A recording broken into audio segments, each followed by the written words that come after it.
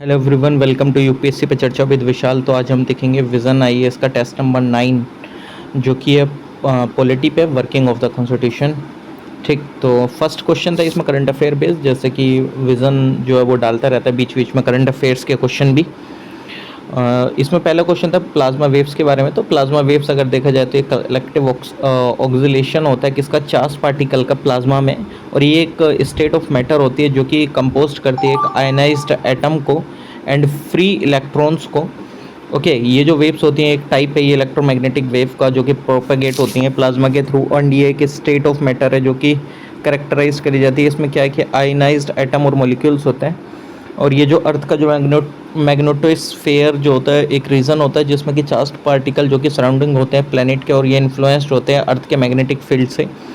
और ये जो वेव हैं ये कोज करती हैं एक रैपिड चेंज किसमें, इलेक्ट्रिक एंड मैग्नेटिक फील्ड में प्लाज्मा के अंदर में, और इसकी वजह से क्या होता है कि शॉर्ट टाइम स्केल फ्लक्चुएशंस आपको देखने को मिलते हैं। नेक्स्ट इसमें है कि वेटलैंड सिटी एक्रीडिशन। ये एक क्या है, ये एक प्रोग्राम है जो कि अंडर द रामसर कन्वेंशन है। इसमें इंडिया ने कुछ अपने सबमिट करे नॉमिनेशन 3 सिटीज़ के, इंदौर, भोपाल एंड उदयपुर के। बेसिकली इसका एम क्या है और ये क्या है बेसिकली ये देख लेते हैं। तो जो WCA एक वॉलंटरी स्कीम है जो कि इनिशिएट करी गई है रामसर कन्वेंशन के थ्रू, जो कि वेटलैंड्स पे कोलैबोरेशन करके IUCN के साथ। इसका एम है कि प्रमोट करना इंपोर्टेंस को वेटलैंड्स के in urban areas and encourage करना इनोवेटिव अप्रोचेस को वेटलैंड कंजर्वेशन के रिगार्डिंग मैनेजमेंट के, शेयर करना बेस्ट प्रैक्टिसेस एंड फैसिलिटेट करना नॉलेज को and change among cities and raise करना awareness about the multiple benefits of wetland urban communities के लिए। करंटली कोई भी जो सिटी है वो एक्रीडेटेड नहीं है अंडर WCA प्रोग्राम, जो ministry of environment, forest and climate change ने सबमिट करी हैं 3 सिटीज़ WCA के लिए, इंदौर, भोपाल, उदयपुर। और one of the key objective क्या WCA का कि रेज करना पब्लिक अवेयरनेस इंपॉर्टेंस को लेकर एंड बेनिफिट को लेकर वेटलैंड्स के। नेक्स्ट है डॉक्टर अम्बेडकर ने जो कॉन्स्टिट्यूएंट असेंबली में कहा था क्या कि पार्लियामेंट्री डेमोक्रेसी वी मीन कि एक मैन और एक वोट होगा। तो इसमें ये क्वेश्चन था कि 21 साल से 18 साल जो उम्र थी वोटिंग राइट्स की वो कौन से अमेंडमेंट के थ्रू करी गई थी, वो 61st अमेंडमेंट एक्ट के थ्रू। ओके, बाकी इसमें पूछा था कि सेपरेशन ऑफ पावर्स से रिलेटेड, तो ये क्या है कि आर्टिकल 50 जो है वो सेपरेट करता है जुडिशरी को एग्जीक्यूटिव से। 43 है जो कि डील करता है पार्टिसिपेशन ऑफ वर्कर्स से management in the management of industries. Article 42 जो कि डायरेक्ट करता है किसको, स्टेट को, कि वो प्रोविज़न बनाए for just and human condition of work and maternity for maternity and relief. Article 51 जो कि डील करता है promotion of international peace and security से। ओके, नेक्स्ट है कि जो 42nd जो इसमें ये था इस वाले क्वेश्चन में आई थिंक कि जो 42nd कॉन्स्टिट्यूशनल अमेंडमेंट एक्ट है 1976 का, उसने ऐड करी थी 10 फंडामेंटल ड्यूटीज़, और 86th अमेंडमेंट 2002 वाले ने फंडामेंटल ड्यूटीज़ में कुछ एडिशन करा था। तो इसमें एडिशन को क्रोनोलॉजिकल ऑर्डर के अकॉर्डिंग लगाना था कि बाद में कौन सी हुई, सबसे पहले कौन सी हुई, इस तरीके से। ठीक, आई थिंक। और जो 11th ड्यूटी थी वो ऐड करी गई, राइट, जो कि एजुकेशन से रिलेटेड थी।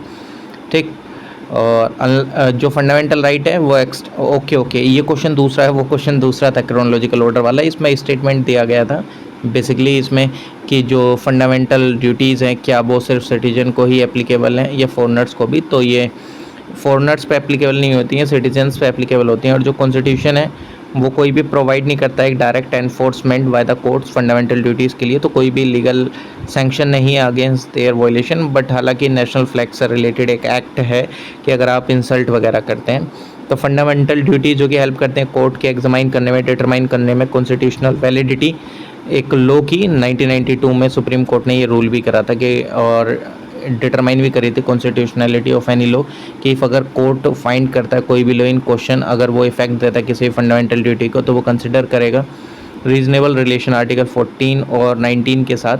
ठीक, चलिए नेक्स्ट है कि जो टर्म सोशलिस्ट था, जो सोशलिस्ट शब्द था उस पर काफ़ी ज़्यादा डिबेट हुई थी।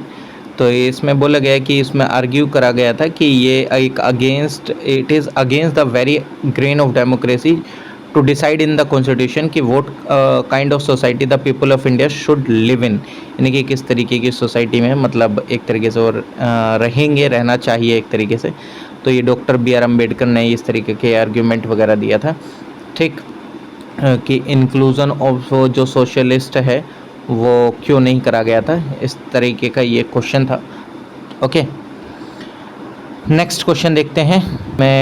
इस क्वेश्चन में पूछा गया था कि इसमें जो ड्राफ्टिंग कमेटी थे उसमें कौन कौन मेंबर थे, तो इसमें अगर देखा जाए तो 7 मेंबर्स थे। तो वो कौन कौन थे? Doctor B R Ambedkar chairman थे, एन गोपाल स्वामी अयंगर थे, अल्लादी कृष्णा स्वामी अय्यर थे, डॉक्टर के एम मुंशी थे, सैयद मोहम्मद सदुल्ला थे, एन माधव राव थे, इन्होंने रिप्लेस करा था बी एल मित्तर को, जिन्होंने रिज़ाइन कर दिया था अपनी हेल्थ की कंडीशन के कारण, और टी टी कृष्णामचारी इन्होंने रिप्लेस करा था डी पी खेतन को, जिनकी डेथ हो गई थी 1948 में।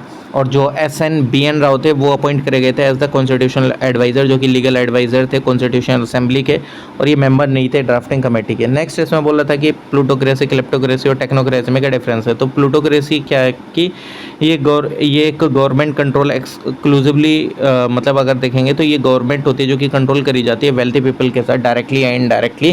प्लूटोक्रेसी अलाउ करती है कि आइदर ओपनली और बाय सर्कमस्टांसेस, कि जो ओनली वेल्थी जो हैं वही रूल करेंगे, और this can then result in policy, मतलब फिर क्या होता है कि जो पॉलिसीज़ वगैरह बनती हैं तो वो असिस्ट करने के लिए बनती हैं वेल्थी पीपल के लिए। ओके, इसका नाम जो खुद है वही सजेस्ट करता है, जैसे प्लूटोस वो वेल्थी होता है, क्रेटोस यानी कि पावर या रूलिंग। ओके, क्लेप्टोक्रेसी क्या होता है? गवर्नमेंट होती है, स्टेट होती है, जिनके अंदर में वो पावर में रहते, इन दोज इन पावर, जो कि इन पावर लूट state resources for private benefit, यानी कि प्राइवेट बेनिफिट वगैरह के लिए चीज़ें होती हैं। टेक्नोक्रेसी जो कि एक प्रपोज सिस्टम ऑफ गवर्नेंस है, जिसके अंदर में जो डिसीजन मेकिंग है वो सिलेक्टेड होती है किस बेसिस पे? एक्सपर्टीज़ के एक गिवन एरिया में रिस्पॉन्सिबिलिटी के, particularly with regard to scientific और टेक्निकल नॉलेज। नेक्स्ट है कि जो सॉफ्ट स्टेट है वो टर्म जो कि इंट्रोड्यूस करी गई थी गुन्नर मिर्दल के द्वारा उनकी बुक में एशियन ड्रामा में। तो इसमें स्टेटमेंट था कि अगर कंपेयर करा जाए सॉफ्ट स्टेट का, तो सॉफ्ट पावर रेफ़र करती है स्टेट को जो कि डज नॉट और पजेस मिनिमल मिलिट्री पावर, यानी कि या तो बिल्कुल ना हो या हो तो बहुत कम हो मिलिट्री पावर। सेकंड स्टेटमेंट था कि उसमें कि जो सॉफ्ट पॉलिसी है वो वीकन करती है कैपेसिटी को स्टेट के एनफोर्स करने में रूल ऑफ लॉ को, और कोई भी नॉट टेकिंग कोर्सिव डिसीजन जो कि इंक्रीज़ करे crime rate, violence, corruption etcetera. ठीक, चलिए नेक्स्ट देख लेते हैं। ये कोलकाता हाई, मतलब इसमें बोला गया था कि जैसे कि जो अंडमान एंड निकोबार आइलैंड है उसकी जो जुरिस्डिक्शन है वो किस में पड़ती है? वेस्ट बंगाल वाले हाई कोर्ट में पड़ती है। और जो कलकत्ता हाई कोर्ट है उसने एक्सटेंड करा अपना सर्किट बेंच इन पोर्ट ब्लेयर के अंदर भी, अगर आप देखेंगे। नेक्स्ट उसमें बोला था कि जो प्रिंसिपल सीट है गुवाहाटी हाई कोर्ट की गुवाहाटी में, तो वो अपार्ट फ्रॉम प्रिंसिपल सीट जो हाई कोर्ट है उसमें 3 आउटलाइंग बेंचेस भी हैं। ओके, और ये कहाँ है? कोहिमा बेंच जो कि स्टेट ऑफ नागालैंड के लिए है, एजवाल बेंच जो कि मिज़ोरम के लिए है, ईटानगर बेंच जो कि अरुणाचल प्रदेश के लिए है। जो गुवाहाटी कोर्ट है वो एक कॉमन हाई कोर्ट है 7 स्टेट्स ऑफ नॉर्थ ईस्ट। कब तक रहा था? 2013 तक। और जो फंक्शनिंग थी date of separate high court की मेघालय एंड मणिपुर एंड त्रिपुरा की, उसके बाद वो सेपरेट बन गए थे। तो क्वेश्चन में ये दे रखा था ये 7 सिस्टर्स जो स्टेट है उनके लिए सिर्फ एक ही हाई कोर्ट है जो कि है गुवाहाटी के अंदर में। ठीक, तो ऐसा नहीं है। नेक्स्ट देख लेते।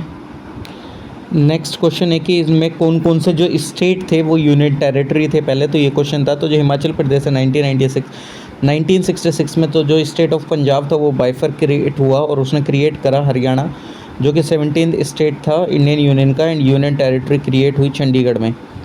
ओके, उसके अलावा अगर आप देखेंगे तो मिज़ोरम है, तो ये बाकी अदर नॉर्थ स्टेट की तरह मिज़ोरम को प्रीवियसली पार्ट था असम का 1972 तक, बाद में ये यूनियन टेरिटरी बना, फिर बाद में ये स्टेट बना 1987 के अंदर में। और उड़ीसा जो कि कभी यूनियन टेरिटरी नहीं रहा है, ये एक सेपरेट स्टेट था 1936 में भी, और जब से वो सेपरेट हुआ है बिहार से, तब से वो स्टेट ही है।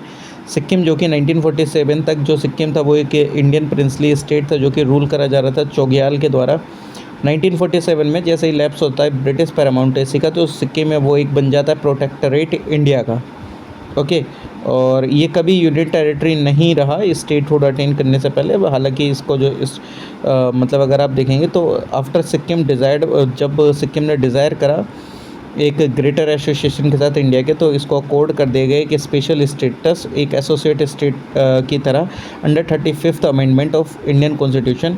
और एक रेफरेंडम हुआ 1975 में, तो उन्होंने वोट करा कि वो एवोल्यूशन करना चाहते हैं लोगों ने कि चौग्याल का, एंड सिक्किम जो फिर वो इंटीग्रल पार्ट बन गया इंडिया का। कॉन्सिक्वेंटली जो 36th कॉन्स्टिट्यूशनल अमेंडमेंट एक्ट 1975 में इनेक्ट हुआ, उसने सिक्किम को एक फुल फ्लैश स्टेट का दर्जा दिया। मणिपुर जो है इंडिपेंडेंस के बाद 1947 में जो प्रिंसली स्टेट है मणिपुर का, वो मर्ज हुआ इंडियन यूनियन के साथ अक्टूबर 15 1949 को, और इसने प्लेस करा अपने आप को under part C of the 4th जो क्लासिफिकेशन बनाए गए थे ना, पार्ट ए बी सी करके, तो उनके अंदर में, और ये फुल फ्लैज स्टेट बना 1972 के अंदर में। ठीक, तो पार्ट सी के जो स्टेट्स थे वो क्या थे, मणिपुर को एक यूनिट टेरिटरी बना दिया गया था। ओके, चलिए नेक्स्ट क्वेश्चन देखते हैं।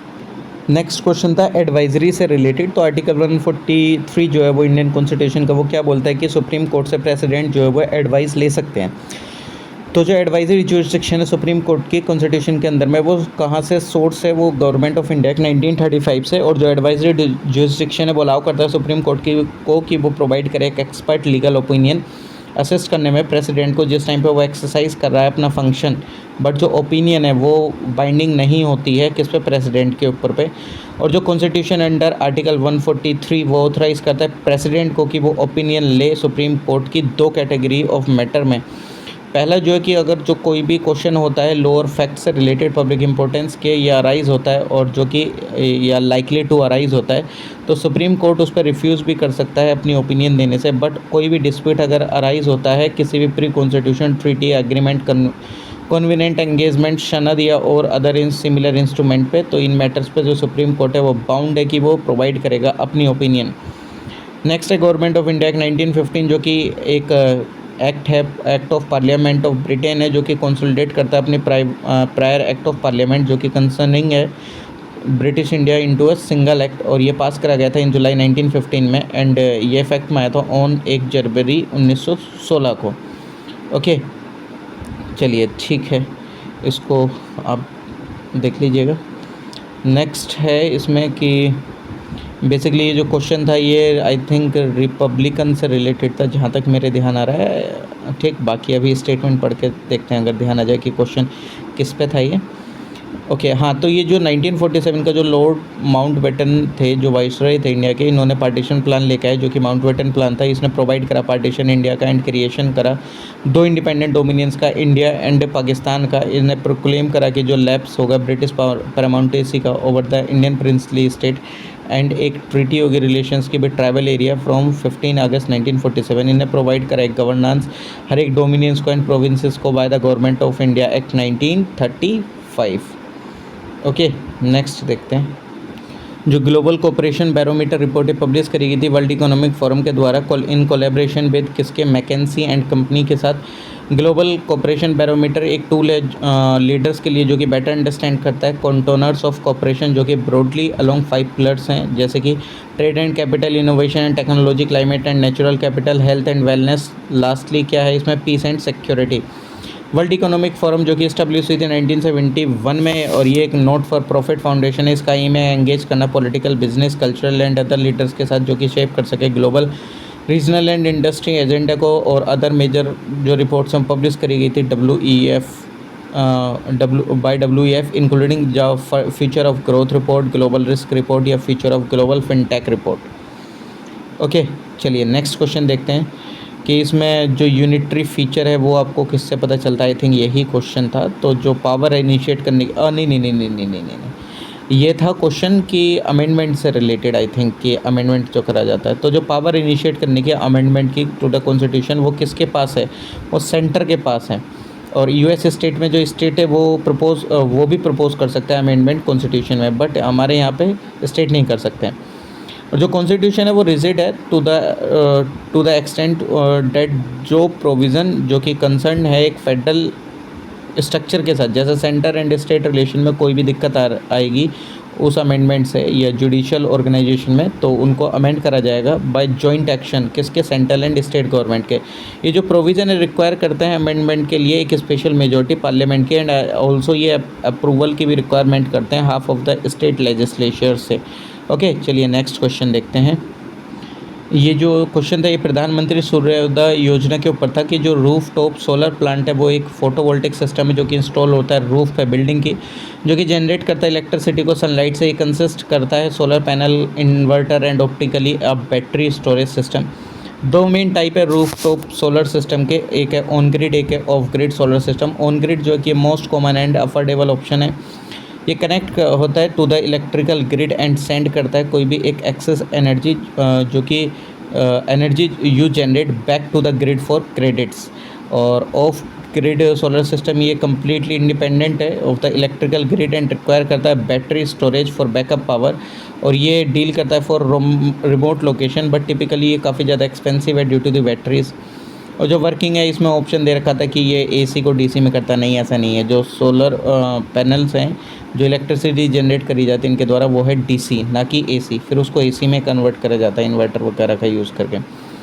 नेक्स्ट क्वेश्चन था ये स्पेशल लीव पटिशन से रिलेटेड कि जो एक पर्टिकुलर क्लास है अपील की वो फॉलो नहीं करते एक general hierarchy of the court and tribunal, तो आर्टिकल 136 जो इंडियन कॉन्स्टिट्यूशन को वो अलाउ करता है सुप्रीम कोर्ट को कोई वो ग्रांट कर सकता है special leave to appeal against कोई भी एक जजमेंट होती है, कोई भी एक ऑर्डर होता है इन एनी मैटर, ये कोई भी केस अगर करा गया है कोर्ट के द्वारा, ट्राइब्यूनल के द्वारा कंट्री में।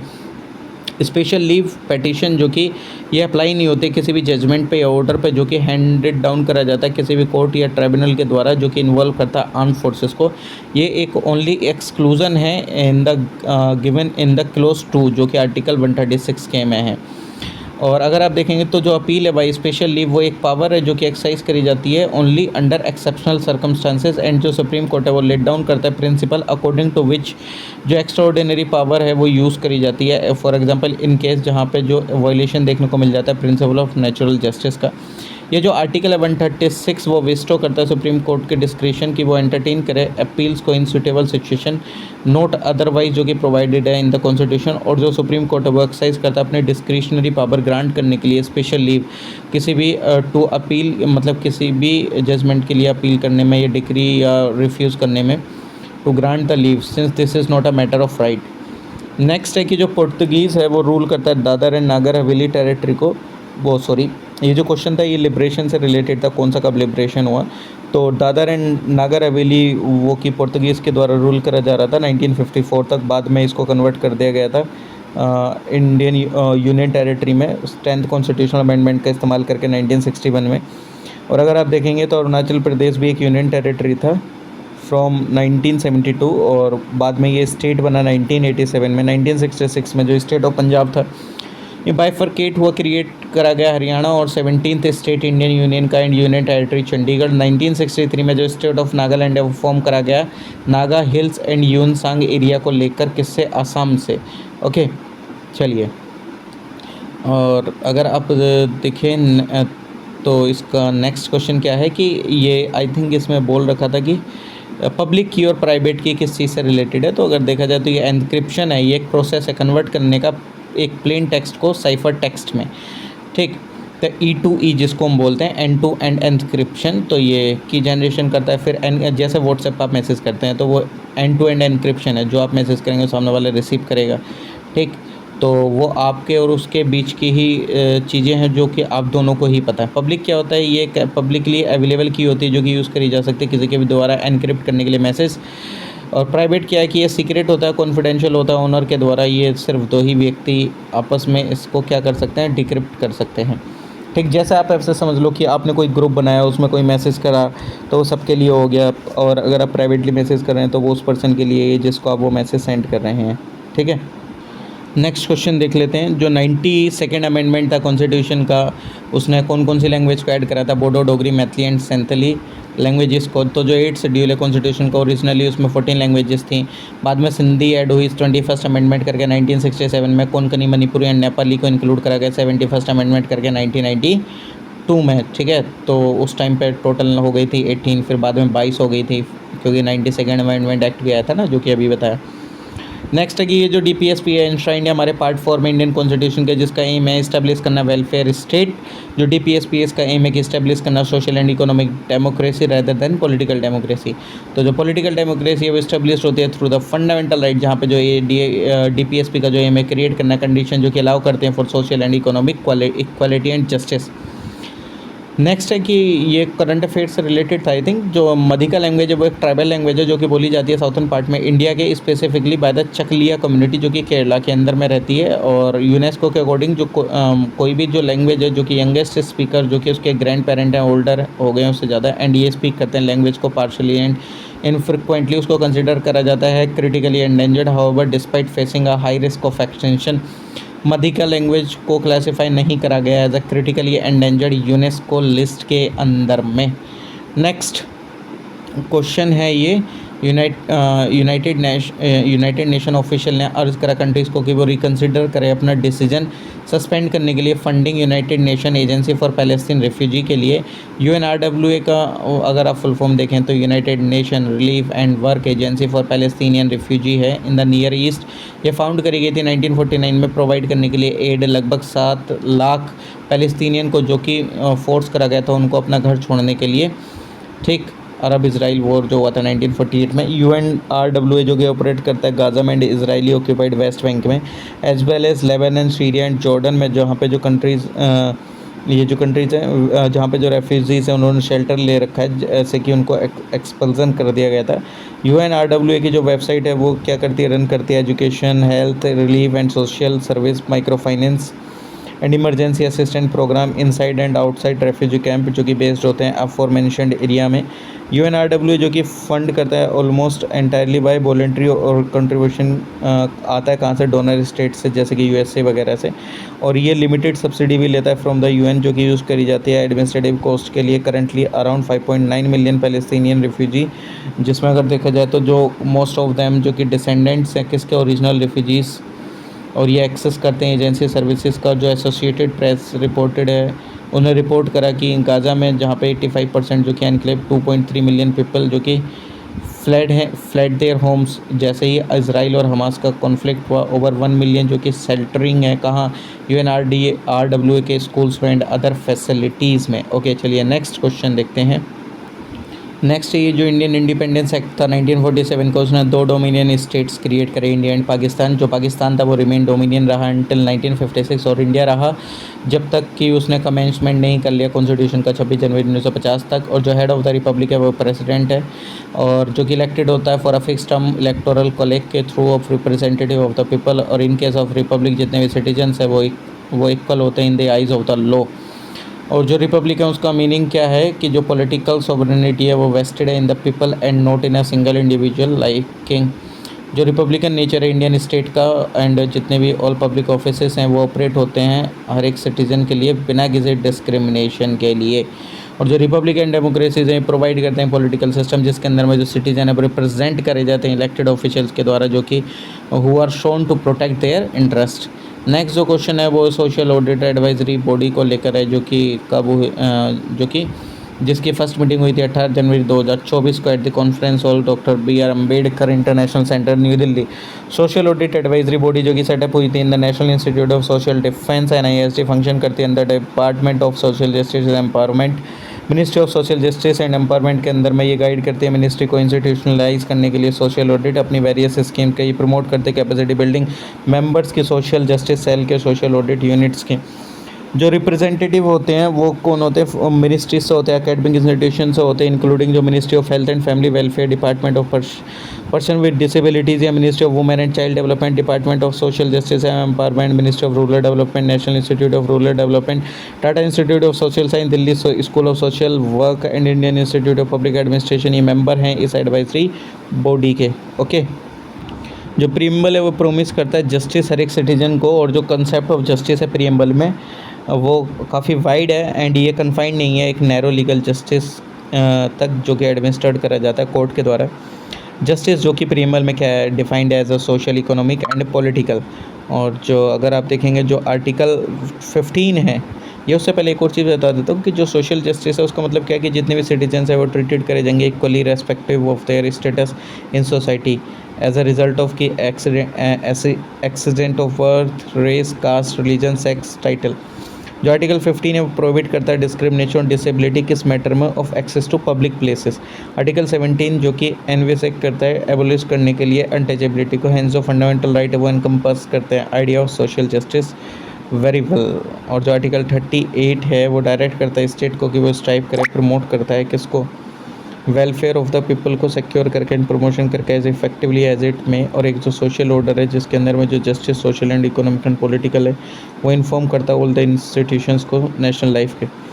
आर्टिकल 51 जो कि रिनाउंस जो कि क्या बोलता है कि जो हर एक सिटीजन इंडिया का वो रिनाउंस करता है practices derogatory to the dignity of women.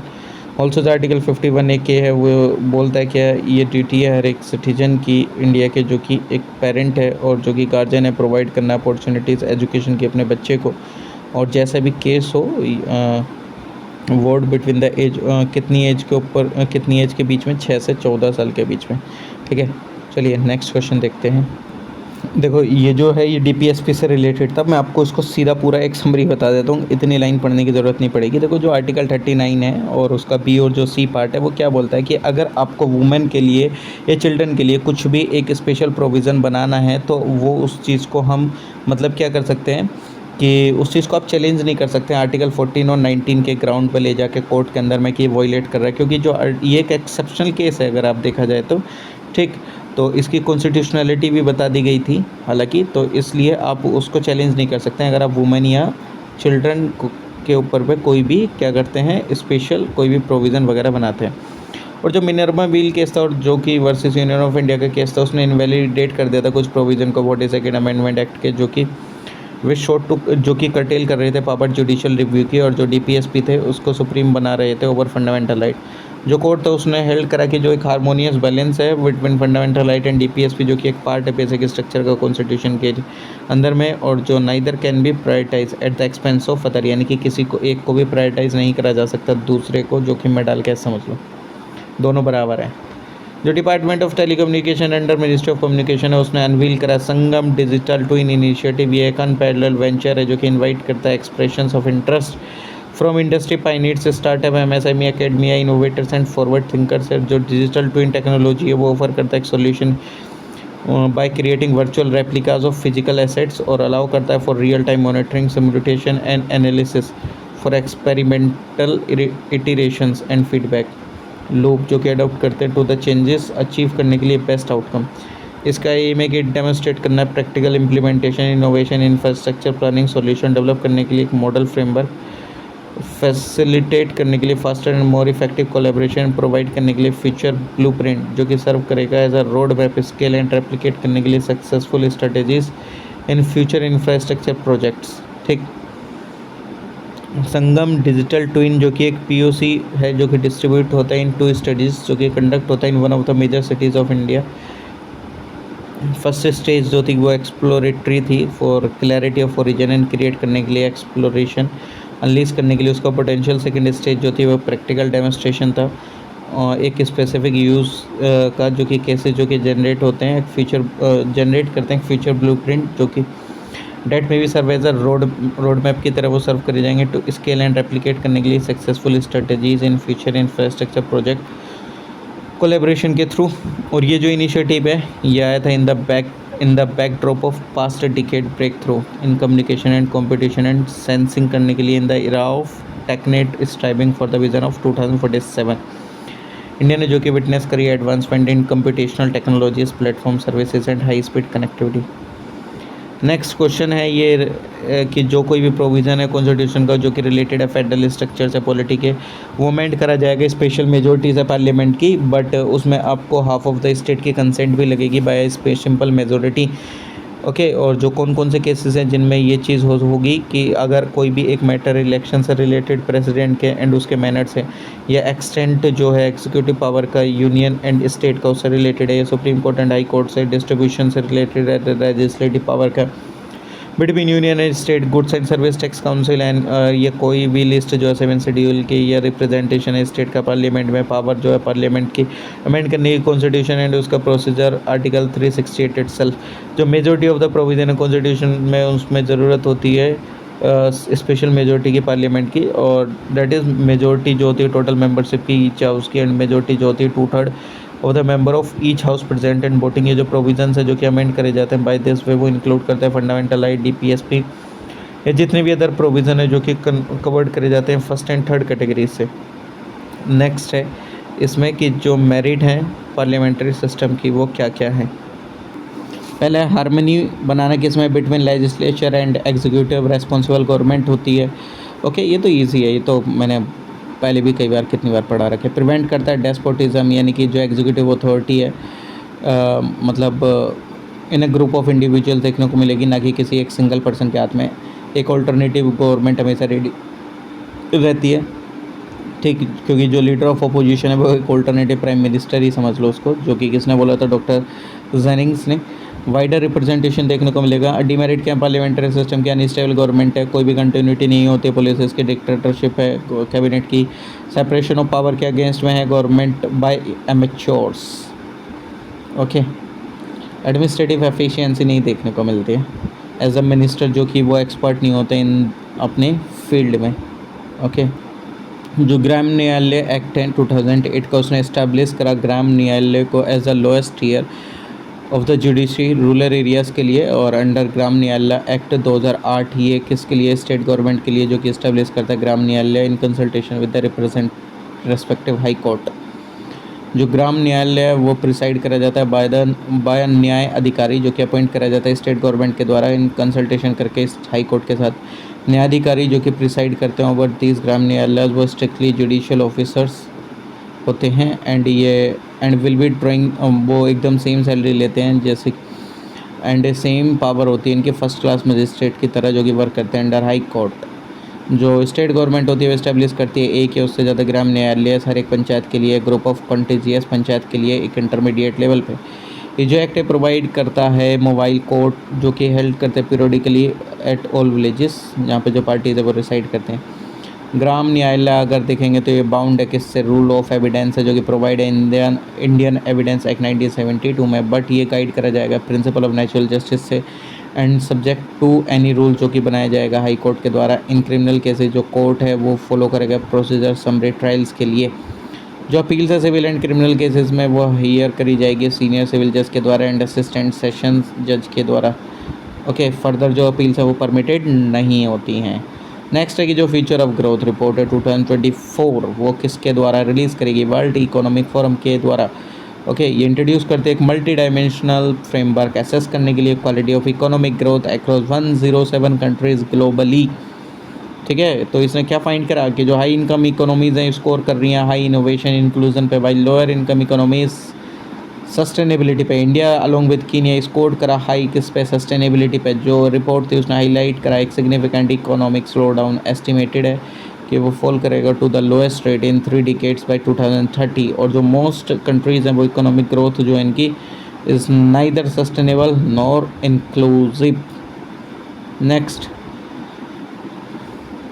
जो सिटीजनशिप अमेंडमेंट सिटीजनशिप जो एक्ट 1955 को प्रोवाइड करता है एक्विजिशन के लिए एंड लॉस ऑफ सिटीजनशिप के रिगार्डिंग में कुछ चीज़ें कि इफ़ अगर कोई भी फॉरेन टेरिटरी बन जाती है पार्ट भारत का, तो जो गवर्नमेंट ऑफ इंडिया है ना कि कॉन्स्टिट्यूशन वो स्पेसिफाई करता है कि among the following of the territory, तो वो क्या बन जाएगा, सिटीजन बन जाएगा भारत का।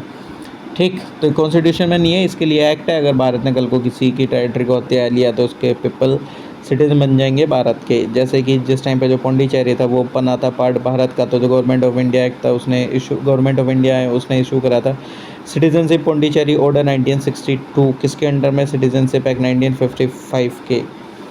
नेक्स्ट क्वेश्चन है कि एक सर्वे करा गया था जिसने कि इंडियन लेपर्ड जो कि बताया था कि कितने हैं, 718 लोयन, जो कि इस साइंटिफिक नेम है पैंथेरा लियो लोयन, जो कि रहते हैं इन प्राइड्स, और जो कि ग्रुप हैं रिलेटेड फीमेल्स काइंड, उनके कप्स का जो कि लेड करे जाते हैं वन और डोमिनेंट मेल्स के द्वारा। अफ्रीकन लोयन जो कि मिलते हैं आपको वाइड रेंज ऑफ इकोसिस्टम में थ्रू आउट सब सहारन अफ्रीका, जो कि इंक्लूड करते हैं सवाना एशिया, जो कि एसिडिक लोयन जो कि फाउंड होता है only in the Gir forest national park in India. और ये जो इकोसिस्टम है एक ड्राइड एसिडियस फॉरेस्ट है। स्नो लेपर्ड देखा जाए तो एक लार्ज कैट नेटिव है to the high mountains of central Asia. और अगर आप देखेंगे तो मोस्ट स्ट्राइकिंग फीचर जो है वो is their thick luxurious coat, और ये greyish white colour with dark grey rosettes spot देखने को मिलेंगे एट एक वाइट अंडर साइड। ये कोलोरेशन जो कि प्रोवाइड करता है एक्सीलेंट कोमिया फ्लैग इनके स्नोई माउंटेन हैबिटेट में। हैबिटेट इनका कहाँ है? स्नो लेपर्ड का। स्नो लेपर्ड जो कि हैबिटेट है high latitude altitude mountain ranges के, including the Himalayas, Tian Shan, Pamir and Kunlun mountains. Prefer करते हैं रॉकी एरियाज़ को with cliffs, caves and dense vegetation, shelter and hunting के लिए। एल्टीट्यूड का ये मिलते हैं आपको एलिवेशन पे, जो कि रेंज है फ्रॉम 2500 टू 5500 मीटर तक, जहाँ पे जो टेम्परेचर है वो एक्सट्रीमली कोल्ड होता है एंड जो विंटर है वो काफ़ी ज़्यादा हार्श होती है। साइंटिफिक नेम है पैंथेरा यूनिसिया, IUCN स्टेटस है वल्नरेबल। दार्जिलिंग जू जो कि इंडिया में वो इंडीड जाना जाता है for its successfully breeding programme snow leopard के लिए, जो कि हाईली एंडेंजर्ड स्पीसीज़ है। चीता जो कि एक लार्ज कैट नेटिव है अफ्रीका के एंड पार्ट ऑफ ईरान की, जिसको जाना जाता है उसकी इनक्रेडिबली स्पीड के लिए एंड एगिलिटी के लिए। एक फास्टेस्ट लैंड एनिमल है अर्थ पे। रिप्रोडक्शन अगर देखा जाए तो जो चीता फीमेल है वो टिपिकली देती हैं बर्थ 2 से 5 किप्स को, और जो कप्स है वो रिमेन अपनी मदर के साथ रहता है फॉर अबाउट 18 मंथ और लर्न करता है इसेंशियल हंटिंग स्किल को। साइंटिफिक नेम है एक्िनोनिक्स जुबाटस, IUCN स्टेटस है vulnerable. Siberian tiger, Panthera tigris altaica. जो स्पेशल वेरिएशन देखेंगे तो इनहेबिटेड का है ये कोल्ड क्लाइमेट फॉरेस्ट का ऑफ द प्राइमोरी का खबारोवस्क टेरिटरीज, जो कि फार ईस्ट रशिया में देखने को मिलेंगे as well as north eastern China में भी। और IUCN स्टेटस है एंडेंजर्ड। ओके, जिस टाइम पे अगर देखा जाए तो जो जज होता है हाई कोर्ट का इंडिया में, including the chief justice of that high court, वो रिज़ाइन करना चाहता है अपने ऑफिस से, तो वो अपना सबमिट करेगा रेजिग्नेशन। प्रेसिडेंट ऑफ इंडिया को ये जो प्रोसेस है गवर्न करा जाता है आर्टिकल 217 के फर्स्ट क्लॉज के द्वारा कॉन्स्टिट्यूशन ऑफ इंडिया के, जो कि बोलता है कि जो जज है हाई कोर्ट का may by writing under his hand address to the president resign his office. जो प्रीएम्बल है कॉन्स्टिट्यूशन का वो बेस्ड है ऑब्जेक्टिव रेजोल्यूशन के ऊपर, जो कि लाया गया था पंडित जवाहरलाल नेहरू के द्वारा 13 दिसंबर 1946 को। ओके, जो प्रीएम्बल है वो एक प्ले करता है क्रूशियल रोल इंटरप्रिटेशन में एंड एप्लीकेशन में कॉन्स्टिट्यूशन प्रोविज़न के, जो कि प्रोवाइड करता है एक लेंस थ्रू विच जो कॉन्स्टिट्यूशन है उसके इंटेंट को समझा जा सके। बेरूबरी केस 1960 में सुप्रीम कोर्ट ने बोला था कि जो व्यू है जो प्रीएम्बल है वो can not be part of the constitution, but Kesavananda Bharati case में 1973 में कोर्ट ने ओपाइन करा कि ये पार्ट है कॉन्स्टिट्यूशन का। और ये जो व्यू है बाद में लेटर रीअफर्म करा गया LIC versus government of India के केस में, जहाँ पे जो सुप्रीम कोर्ट है उसने वंस अगेन हेल्ड करा कि जो प्रीएम्बल है इंटीग्रल पार्ट है कॉन्स्टिट्यूशन का, बट ये डायरेक्टली एनफोर्सेबल नहीं है कोर्ट ऑफ जस्टिस में भारत के अंदर में। जो प्रीएम्बल है वो डज नॉट ग्रांट मतलब वो ग्रांट नहीं करता है सब्सटेंटिव राइट एंड ये एनफोर्सेबल नहीं है किसी भी कोर्ट्स में। नाइदर ये सोर्स हैं पावर का, ना ही nor a prohibition upon the power of legislation. Next है फाल्कन 9 रॉकेट के बारे में, जो कि कैरी करी 23 स्टारलिंक स्पेस क्राफ्ट, जो कि लिफ्ट ऑफ करी गई cap Canaveral space force station से 14 जनवरी 2024 को। ये क्या करेगा, जहाँ पे जो रिमोट एरियाज़ है वहाँ पे इंटरनेट प्रोवाइड करने के लिए है। ये लॉन्च करा गया SpaceX के द्वारा, जो कि privately American aerospace company founded करेगी एलोन मस्क के द्वारा। स्टारलिंक का गोल है कि वह प्रोवाइड करेगा high speed internet access remote areas को अंडर रिजर्व्ड एरियाज़ को around the globe. Starlink SpaceX satellite internet constellation है, जो कि प्लेस करी जाती है लो अर्थ ऑर्बिट में, बिकॉज ये ऑफर करती है several advantage over higher orbit, जैसे like geostationary orbit. Advantages क्या हैं? Lower latency, higher bandwidth, reduce करेगा सिग्नल इंटरफेरेंस, ईजियर है डिप्लॉय करने के लिए, मेंटेन करने के लिए, ग्लोबली कवरेज आपको देखने को मिलेगा। जो इंडियन कॉन्स्टिट्यूशन अंडर पार्ट हर वो प्रोवाइड करता है काफ़ी सारे फंडामेंटल राइट इंडिविजुअल्स को, जो कि कैटेगराइज करे जाते हैं 6 कैटेगरीज में। ये आपको फंडामेंटल राइट पता होंगे, इनको रिपीट करने का कोई मतलब नहीं है।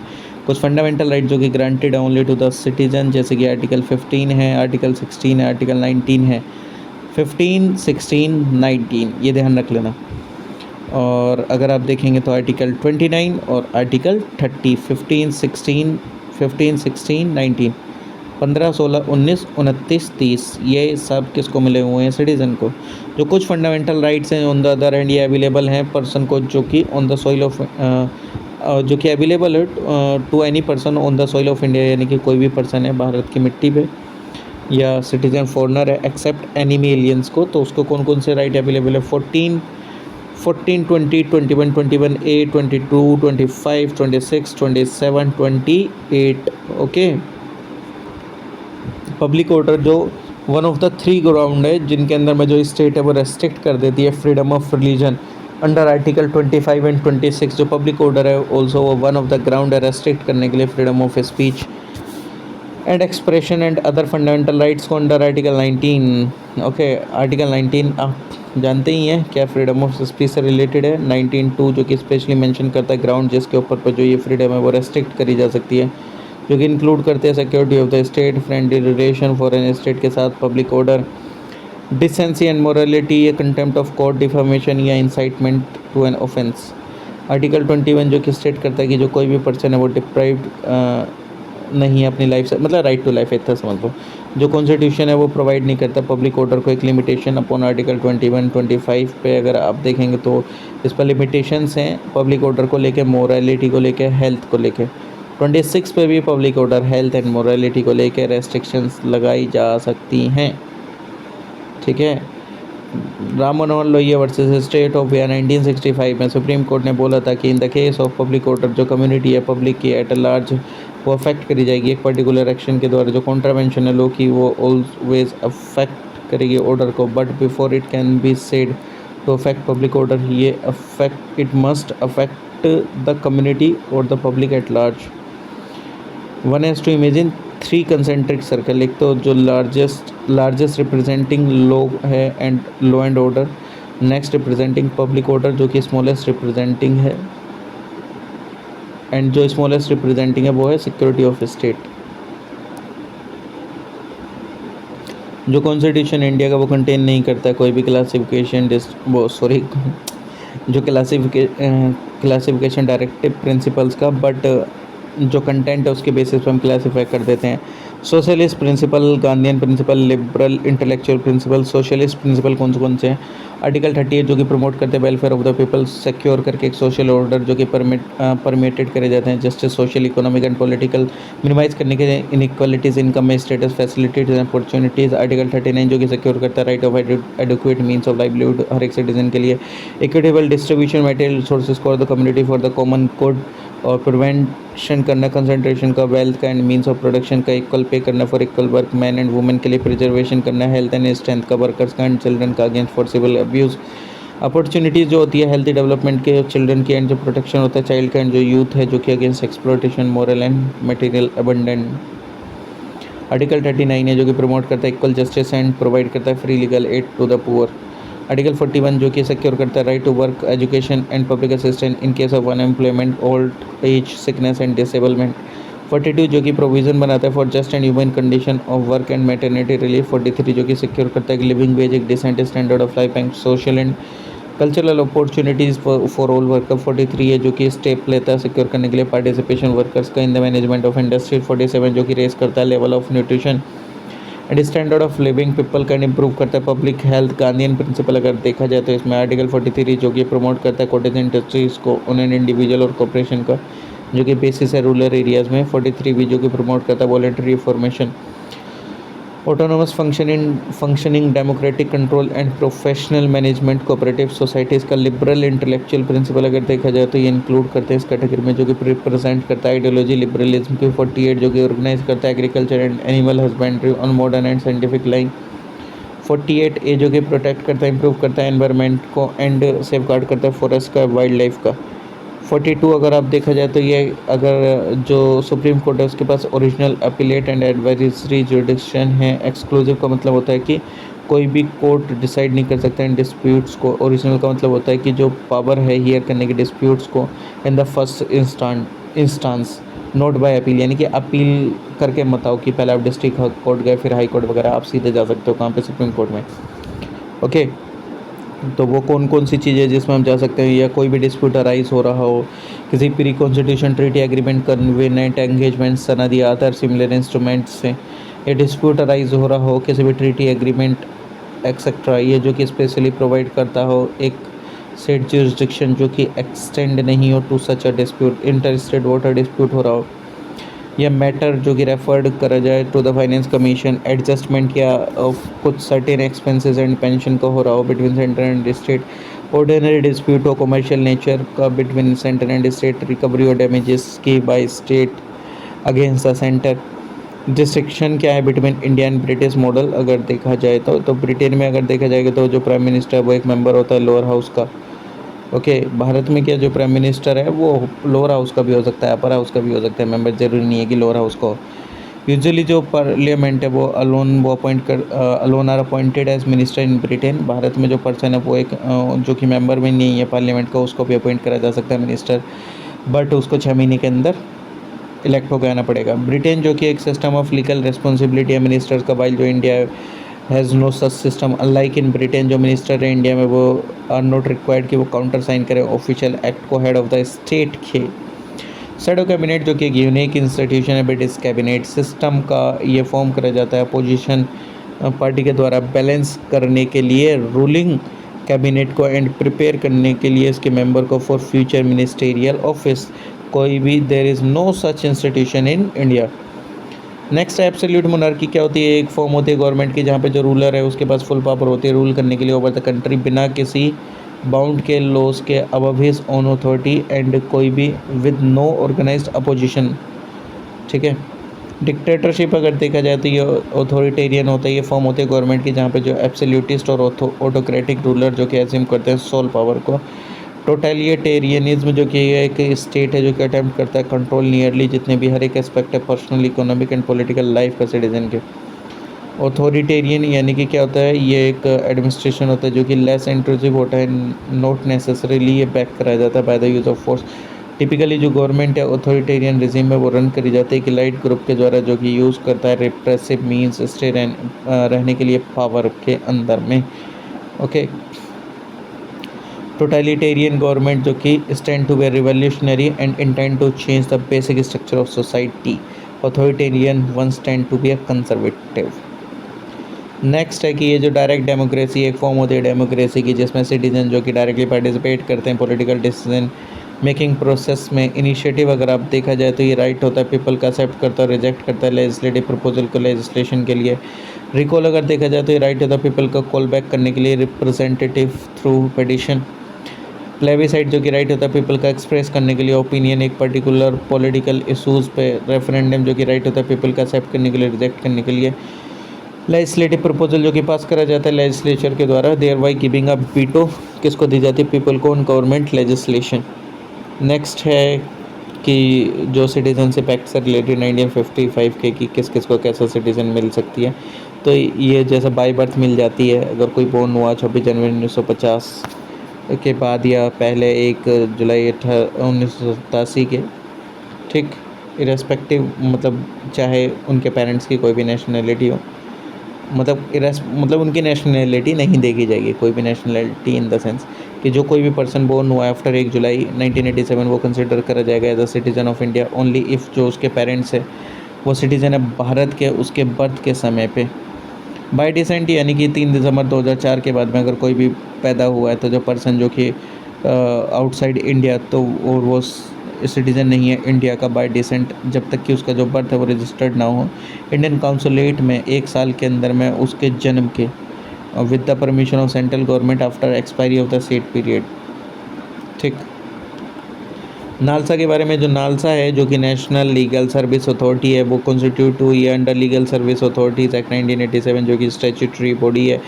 और जो फंक्शन है नालसा का वो क्या है कि मॉनिटर करने, वैल्यूएट करने, इंप्लीमेंटेशन लीगल एड प्रोग्राम्स की एंड ले डाउन करना, पॉलिसीज़ एंड प्रिंसिपल बनाने के लिए legal services available under the act 39 है जो कि स्टेट है जो कि सिक्योर करता है ऑपरेशन को लीगल सिस्टम के, जो कि प्रमोट करता है जस्टिस को on the basis of equal opportunity and shall in particular जो कि प्रोवाइड करता है free legal add bye suitable legislation और स्कीम्स और इन अदर वे। और ये इंश्योर करता है कि जो अपॉर्चुनिटीज़ हैं फॉर सिक्योर करने के लिए जस्टिस जो कि are not denied to any citizen by reason of economic और other disabilities. Other related provision और आर्टिकल जैसे आर्टिकल 14 एंड 22(1) है कि कॉन्स्टिट्यूशन का, ये ऑब्लिगेटरी बनाता है स्टेट को कि वो इंश्योर करे equality before law and legal system, जो कि प्रमोट करता हो जस्टिस को किस बेसिस पे इक्वल अपॉर्चुनिटी के सबको, और free legal add related provision हो जो कि इम्प्लिसिटली इंक्लूड आर्टिकल 14 एंड 22 में। इंडियन वुमेन अपने 30s में एम्ब्रेस करती हैं क्या एग फ्रीजिंग को और प्रिजर्विंग फर्टिलिटी।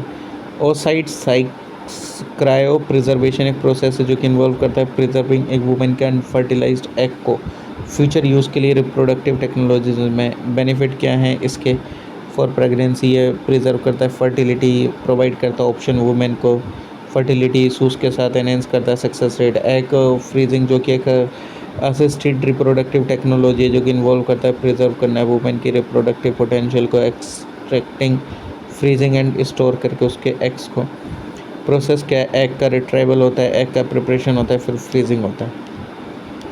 नेक्स्ट है कि ये जो रिट जुरिस्डिक्शन इंडियन कोर्ट की वो एक फंडामेंटल एस्पेक्ट है कंट्री के लीगल फ्रेमवर्क का। जो इंडियन कॉन्स्टिट्यूशन है वो एम्पावर करते हैं supreme court and high court को कि वो इशू करें रिट्स को। ये जो टाइप है रिट्स का वो supreme court and high court का वो इशू करता है। हैबियस कॉर्पस, मैंडेमस, प्रोहिबिशन, सर्टियोरेंट की वारंट। आर्टिकल 32 जो है, अगर आपको पता हो तो ये एक हार्ट एंड सोल कहा गया था डॉक्टर BR अम्बेडकर के द्वारा, ठीक, क्योंकि वही है कि रिट्स वाली पावर इन्हीं के पास है ना। आप डायरेक्टली अप्रोच कर सकते हैं सुप्रीम कोर्ट को फंडामेंटल राइट का अगर वायलेशन है। 226 जो कि लीगल राइट्स के लिए भी जा सकते हैं हाई कोर्ट और फंडामेंटल राइट के लिए भी जा सकते हैं। और अंडर आर्टिकल 32(3) तो बिना किसी prejudice to the power conferred है सुप्रीम कोर्ट में अंडर आर्टिकल 32(1) एंड 32 के आर्टिकल 2 में कि पार्लियामेंट के पास अथॉरिटी एम्पावर करेगा कि अदर एम्पावर कर सकता है अदर कोर्ट्स को बाय लॉ कि वो इशू करे डायरेक्शन, ऑर्डर और रिट्स एनफोर्समेंट के रिगार्डिंग फंडामेंटल राइट के लिए with in their local jurisdiction. Similarly जो कि पावर होती है सुप्रीम कोर्ट के द्वारा अंडर आर्टिकल 32 के सेक्शन 2 में। अनलाइक अदर 4 रिट्स जो रिट है क्यू वारंटो वो can be sought by an interested person. मतलब देखो ये ज़रूरी नहीं है जिसका नुकसान हुआ है वही जा सकता है, कोई वो भी जा सकता है, दूसरा भी व्यक्ति उसके on behalf of other person. जैसा हैबियस कॉर्पस तो आप भी फाइल कर सकते हैं अगर किसी के साथ ऐसा हुआ। तो जैसे रिट है क्यू वारंटो वो एक इंटरेस्टेड पर्सन के द्वारा लगाई जाती है, not necessarily by the aggrieved person. जो पार्ट है इंडियन कॉन्स्टिट्यूशन के having bearing on the right to education, कहाँ पे, फंडामेंटल राइट में आर्टिकल 21A में, DPSP में 45 में, और फंडामेंटल ड्यूटी भी है 51A के अंदर में, ठीक। चलिए नेक्स्ट देखते हैं। चलिए नेक्स्ट क्वेश्चन देखते हैं कि जो कॉन्स्टिट्यूशन है प्रोवाइड करता है parliamentary form of government both at the centre and in the state. जो पार्लियामेंट्री गवर्नमेंट होती है वो जानी जाती है एज अ कैबिनेट गवर्नमेंट, और ये एक रेस्पॉन्सिबल गवर्नमेंट होती है। इसको हम वेस्टमिनिस्टर मॉडल ऑफ गवर्नमेंट भी बोलते हैं क्योंकि जो पार्लियामेंट है ब्रिटेन के अंदर में वो वेस्टमिनिस्टर रोड पे लोकेटेड है, इस वजह से इसको ऐसा बोला जाता है। और ये प्रिवलेंट है ब्रिटेन, जापान, कनाडा, इंडिया में एंड इनके अलावा अदर कंट्रीज़ में भी। और अगर आप देखेंगे तो बाइक कैमरलिज्म एक फेडरल फीचर है, ना कि एक पार्लियामेंट्री है of the constitution of India, ठीक, not a parliamentary of the constitution of India. Next है कि जो स्टेट है वो एक इंडिपेंडेंट सॉवरेन गवर्नमेंट है जो कि एक्सरसाइज करता है control over a certain specially defined and bounded area के ऊपर, जो कि बॉर्डर यूजुअली क्लियरली डिफाइंड होते हैं, इंटरनेशनली रिकॉग्नाइज करे जाते हैं अदर स्टेट्स के द्वारा। ये 4 डिफाइनिंग फीचर हैं स्टेट के। टेरिटरी सॉवरेनिटी है, एक फॉर्म ऑफ गवर्नमेंट एंड एक पॉपुलेशन। जो स्टेट्स हैं वो टाइड है टू टेरिटरी जो सॉवरेन, और स्टेट है एज एब्सोल्यूट जो कि रूल करते ओवर टेरिटरी, और इसमें क्लियर बॉर्डर होते हैं एंड ये डिफेंड एंड कंट्रोल करते हैं उसके टेरिटरी को within those border. Recognise करे जाते हैं अदर कंट्रीज़ के द्वारा, diplomatic recognition, passport, treaties etcetera. State जो इनमें ब्यूरोक्रेसीज जो कि स्टाफ करी जाती है बाय स्टेट के ओन पर्सनल के द्वारा। एक नेशनल ब्यूरोक्रेसी का स्टाफ होता है जो कि गवर्नमेंट पर्सनल के द्वारा होता है, जैसे कि legal system, education system, hierarchical governmental units वगैरह। स्टेट जो कि मोनोपलाइज करता है कुछ सर्टेन फंक्शंस को with in its territory, sovereign बोल सकते हैं, जो कि कंट्रोल करता है legitimate use of force with in its territory, control करता है मनी को at the national scale, print करता है करेंसी को, कलेक्ट करता है टैक्सेस को, और मेक श्योर करता है rule with in its territory, with in its territory, law, regulation, taxes, citizenship etcetera.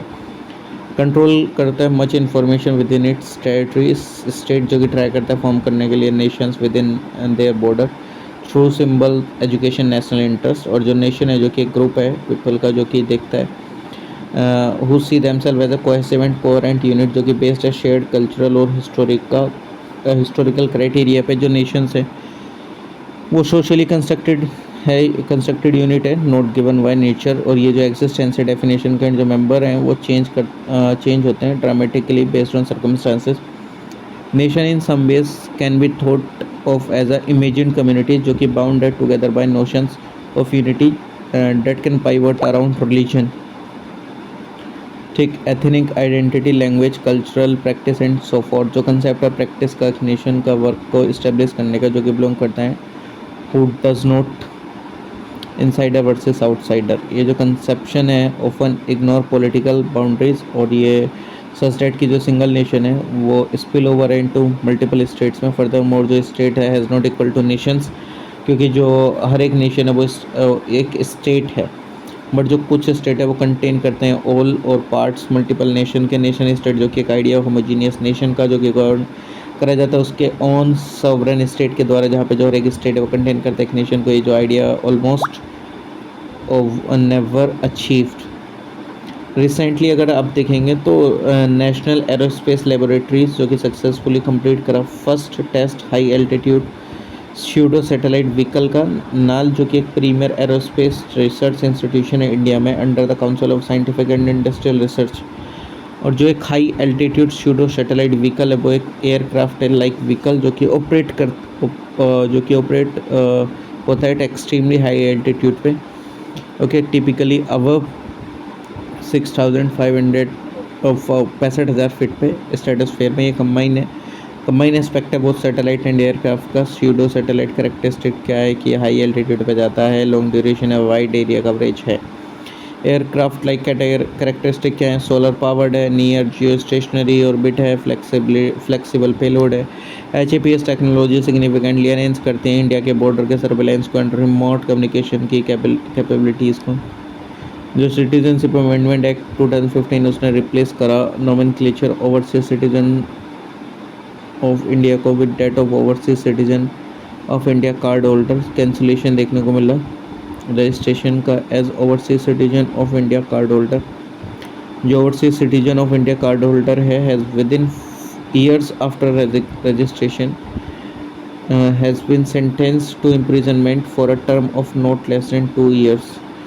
ठीक, या अगर आप देखें तो जो मैरिज है ओवरसीज सिटीजन ऑफ इंडिया की मतलब अगर आप देखें तो ये नेसेसरी है so to do in the interest of sovereignty, integrity या सिक्योरिटी ऑफ इंडिया को ध्यान में रख के भी चीज़ें हो सकती हैं। या जो marriage overseas citizenship of India card holder की वो डिजोल्व कर दी जाती है contempt of court of law के थ्रू, या अदरवाइज वो has not been dissolve but during the subsistence. ये जो मैरिज है वो सॉल्वनाइज मैरिज है विद एनी अदर पर्सन, मतलब हैज़ बीन मतलब सॉल्वनाइज मैरिज हो जाती है किसी अदर पर्सन के साथ। नेक्स्ट है national multi dimensional poverty index जो कि इंडिया में जो कि पब्लिश कराया जाता है किसके द्वारा, नीति आयोग के द्वारा। और अगर आप देखेंगे तो ये उन सारे इंडिकेटर्स पे नहीं है, मतलब ऑब्वियसली एक तो ये एनुअली पब्लिश्ड नहीं होता है, नेसेसरीली पब्लिश होता है बट नेसेसरीली नहीं है।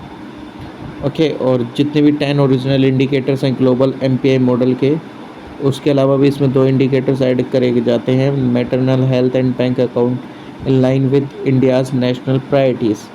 ठीक, ओके। नेक्स्ट है कि बिहार में आपको हाईएस्ट परसेंटेज देखने को मिलेगा मल्टी डायमेंशनल पॉवर्टी का इंडिया के अंदर में।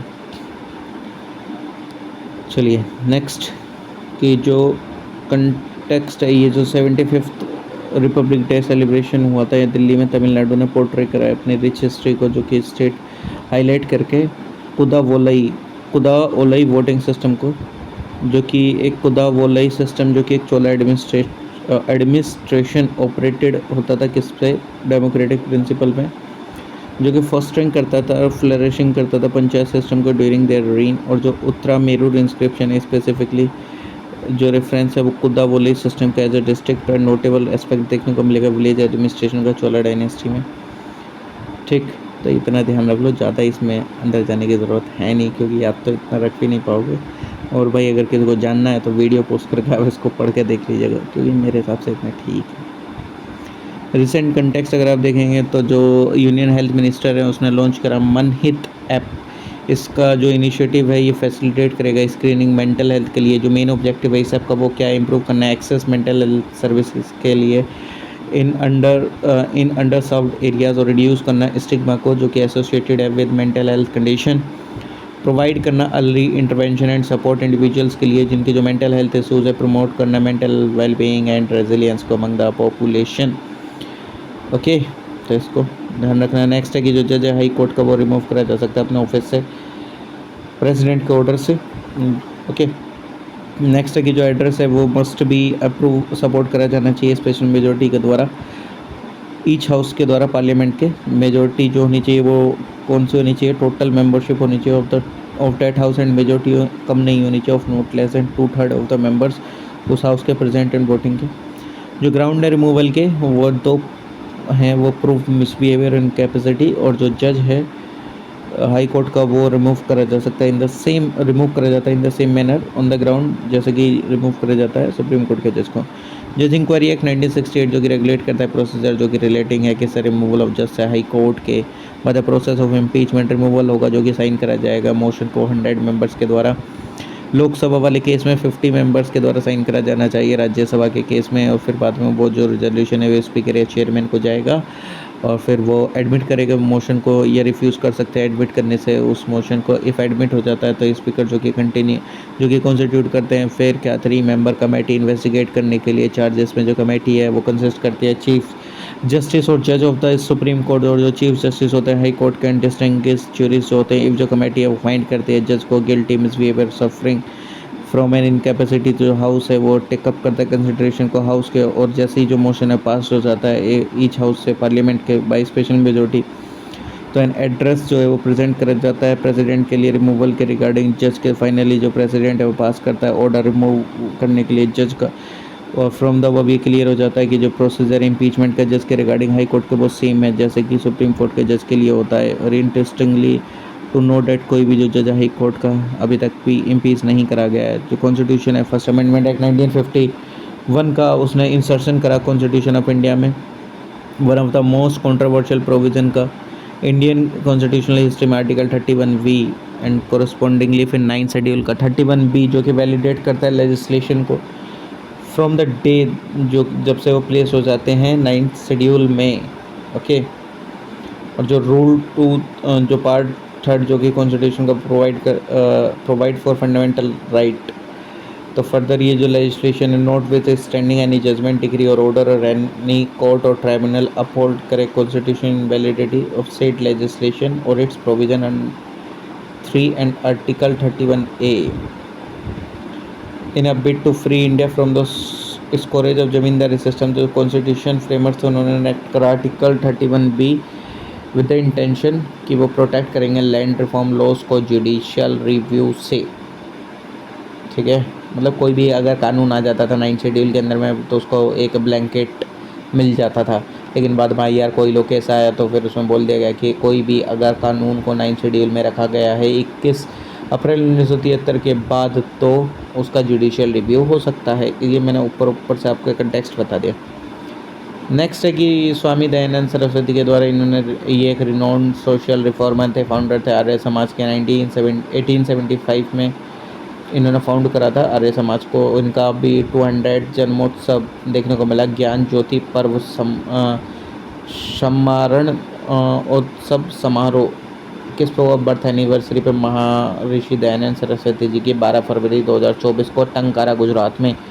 ठीक, ये एक इन्होंने रिवाइव करा वैदिक आइडियोलॉजी को आर्य समाज के थ्रू एम्फेसाइज करा, रेशनल थिंकिंग को एंड रिजेक्शन करा, आइडियलिट्री एंड मोनोथिज्म को स्ट्रांगली अपोज करा, child marriage, polygamy, caste discrimination, while promoting widow remarriage and women's education. इन्होंने एक बुक भी लिखी सत्यार्थ प्रकाश।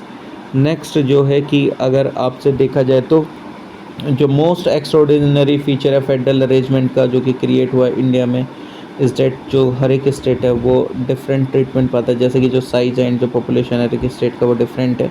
तो ये एक असिमेट्रिकल रिप्रेजेंटेशन है राज्यसभा में। ओके, किसकी? फेडरलिज्म की। ठीक है, अलग अलग स्टेट को अलग अलग क्या मिली हुई है, एक प्रिविलेज राज्यसभा सीट्स की, मतलब जस्ट लाइक किसी में 2 सीट्स है राज्यसभा, किसी में 10 हो गई। अगर आप देखें इन case of division of power तो कुछ स्टेट को स्पेशल प्रिविलेज दिया गया है, उनके लिए अलग आर्टिकल्स हैं ना, स्पेशल प्रोविज़न, जैसे article 31A B C D ऐसे करके। ठीक, चलिए, जो डायरेक्टिव प्रिंसिपल है स्टेट पॉलिसी का वो किसमें? पार्ट 4 36 से 51 के बीच में। बाकी ये लिया कहाँ से गया? इस कॉन्स्टिट्यूशन से। ये क्या है क्या नहीं है ऑलरेडी हम इतनी बार पढ़ चुके हैं पीछे। और अगर आप देखेंगे ये डीपीएसपी जो इंडिया में इंस्पायर्ड हुआ है by the instrument of instruction जो कि फाउंड हुए थे गवर्नमेंट ऑफ इंडिया 1935 में। इंस्ट्रूमेंट ऑफ इंस्ट्रक्शन जो कि सेट है गाइडलाइंस का गवर्नर्स के लिए एंड रूलर्स के लिए इंडियन स्टेट के कि मतलब किस तरीके से गवर्न करना है। ऑल्थो ये एनफोर्सेबल नहीं है कोर्ट के द्वारा अंडर आर्टिकल 36 जो इंडियन कॉन्स्टिट्यूशन है। जो टर्म है state in part 4 Indian constitution की उसका सेम मीनिंग है जैसे इन पार्ट 3 जो कि कवर करती है फंडामेंटल राइट्स में भी। ठीक है, जो स्टेट डीपीएसपी में आता है और जो फंडामेंटल राइट में दोनों का सेम मीनिंग है। जो डायरेक्टिव प्रिंसिपल्स हैं वो नॉन जस्टिसेबल है इन नेचर, डेट इज़ कि ये नॉट लीगली एनफोर्सेबल है बाय द कोर्ट उनके फॉर देयर वायलेशन। जो डीपीएसपी है वो ऑटोमेटिकली एनफोर्स होते हैं, ये रिक्वायर करते हैं लेजिस्लेशन फॉर देयर इम्प्लीमेंटेशन। ठीक, जो ग्लोबल कार्बन प्रोजेक्ट है वो एक इंटरनेशनल साइंटिफिक रिसर्च प्रोग्राम है जो कि ट्रैक करता है ग्लोबल कार्बन साइकिल को। ये ग्लोबल रिसर्च प्रोजेक्ट है, ग्लोबल रिसर्च प्रोजेक्ट है फ्यूचर अर्थ का एंड रिसर्च पार्टनर है वर्ल्ड क्लाइमेट रिसर्च प्रोग्राम का जीसीपी रिपोर्टर जो कि मॉनिटर करते हैं 3 primary GHGs at the global level. Carbon dioxide जो कि मोस्ट सिग्निफिकेंट जीएचजी जो कि एमिटेड करा जाता है ह्यूमन एक्टिविटीज़ के द्वारा primarily from burning fossil fuel. CH4 जो कि रिलीज होता है नेचुरल सोर्सेज से एंड एंथ्रोपोजेनिक एक्टिविटीज़ से। नाइट्रस ऑक्साइड जो कि एमिट होता है फ्रॉम एग्रीकल्चरल प्रैक्टिसेस से। जो पागा हॉर्नबिल फेस्टिवल है एक स्टेट फेस्टिवल है अरुणाचल प्रदेश का जो कि इनिशिएट हुआ था रिकॉग्नाइज करने के लिए एंड सेलिब्रेट करने के लिए एफर्ट्स निशी हंटर्स का जो कि टर्न हो गए थे कंजर्वेशनिस्ट हॉर्नबिल्स के। जो फर्स्ट टाइम था ये कब हुआ था 2015 में। ये जो फेस्टिवल था इसकी थीम थी 2024 के लिए दोमू तोहा पागा होम तोमू तोहा। ये ट्रांसलेट है let our hornbill remain in the Nyishi language. ये जो नईशी है इन्होंने फॉर्मली हंट करा था हॉर्नबिल्स को एंड यूज़ करा था उसके बिल को क्राफ्ट करने के लिए ट्रेडिशनल हेड किया।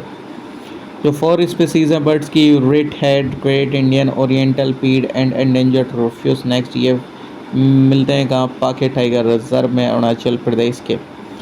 जो चार्टर एक्ट 1813 का उसमें ये पूछा था कि इनमें कौन सा नहीं है। देखो यार चार्टर एक्ट तो आप ऑलरेडी कितनी बार पढ़ गए होगे लेकिन मैं इसमें आपको चलो मेन प्रोविज़न बता देता हूँ क्योंकि ये बहुत बार रिपीटिशन है। इंडियन ट्रेड जो कि थ्रो कर मतलब अगर आप देखेंगे through open to all merchant British merchant however इसने कंटिन्यू करा था मोनोपोली कंपनी की ट्रेड के ऊपर टी के एंड जो ट्रेड था चाइना के साथ उसके।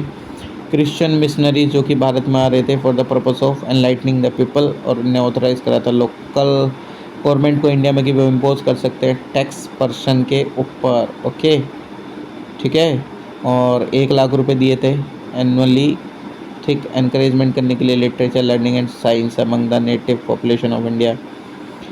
जो रेगुलेशंस थी काउंसिल्स के मद्रास बॉम्बे एंड कलकत्ता की वो रिक्वायर्ड करते थे कि presented before the British parliament और इस्टेब्लिश करते थे एक mechanism for parliamentary oversight.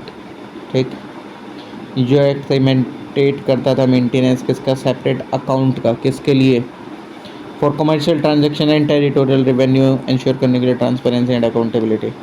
Centre ने एक सिग्निफिकेंट स्टेप लिया टूवर्ड्स इम्प्लीमेंट करने के लिए one nation one election concept form करके कमेटी जो कि लेड करी जा रही थी प्रेसिडेंट रामनाथ कोविंद जी के द्वारा।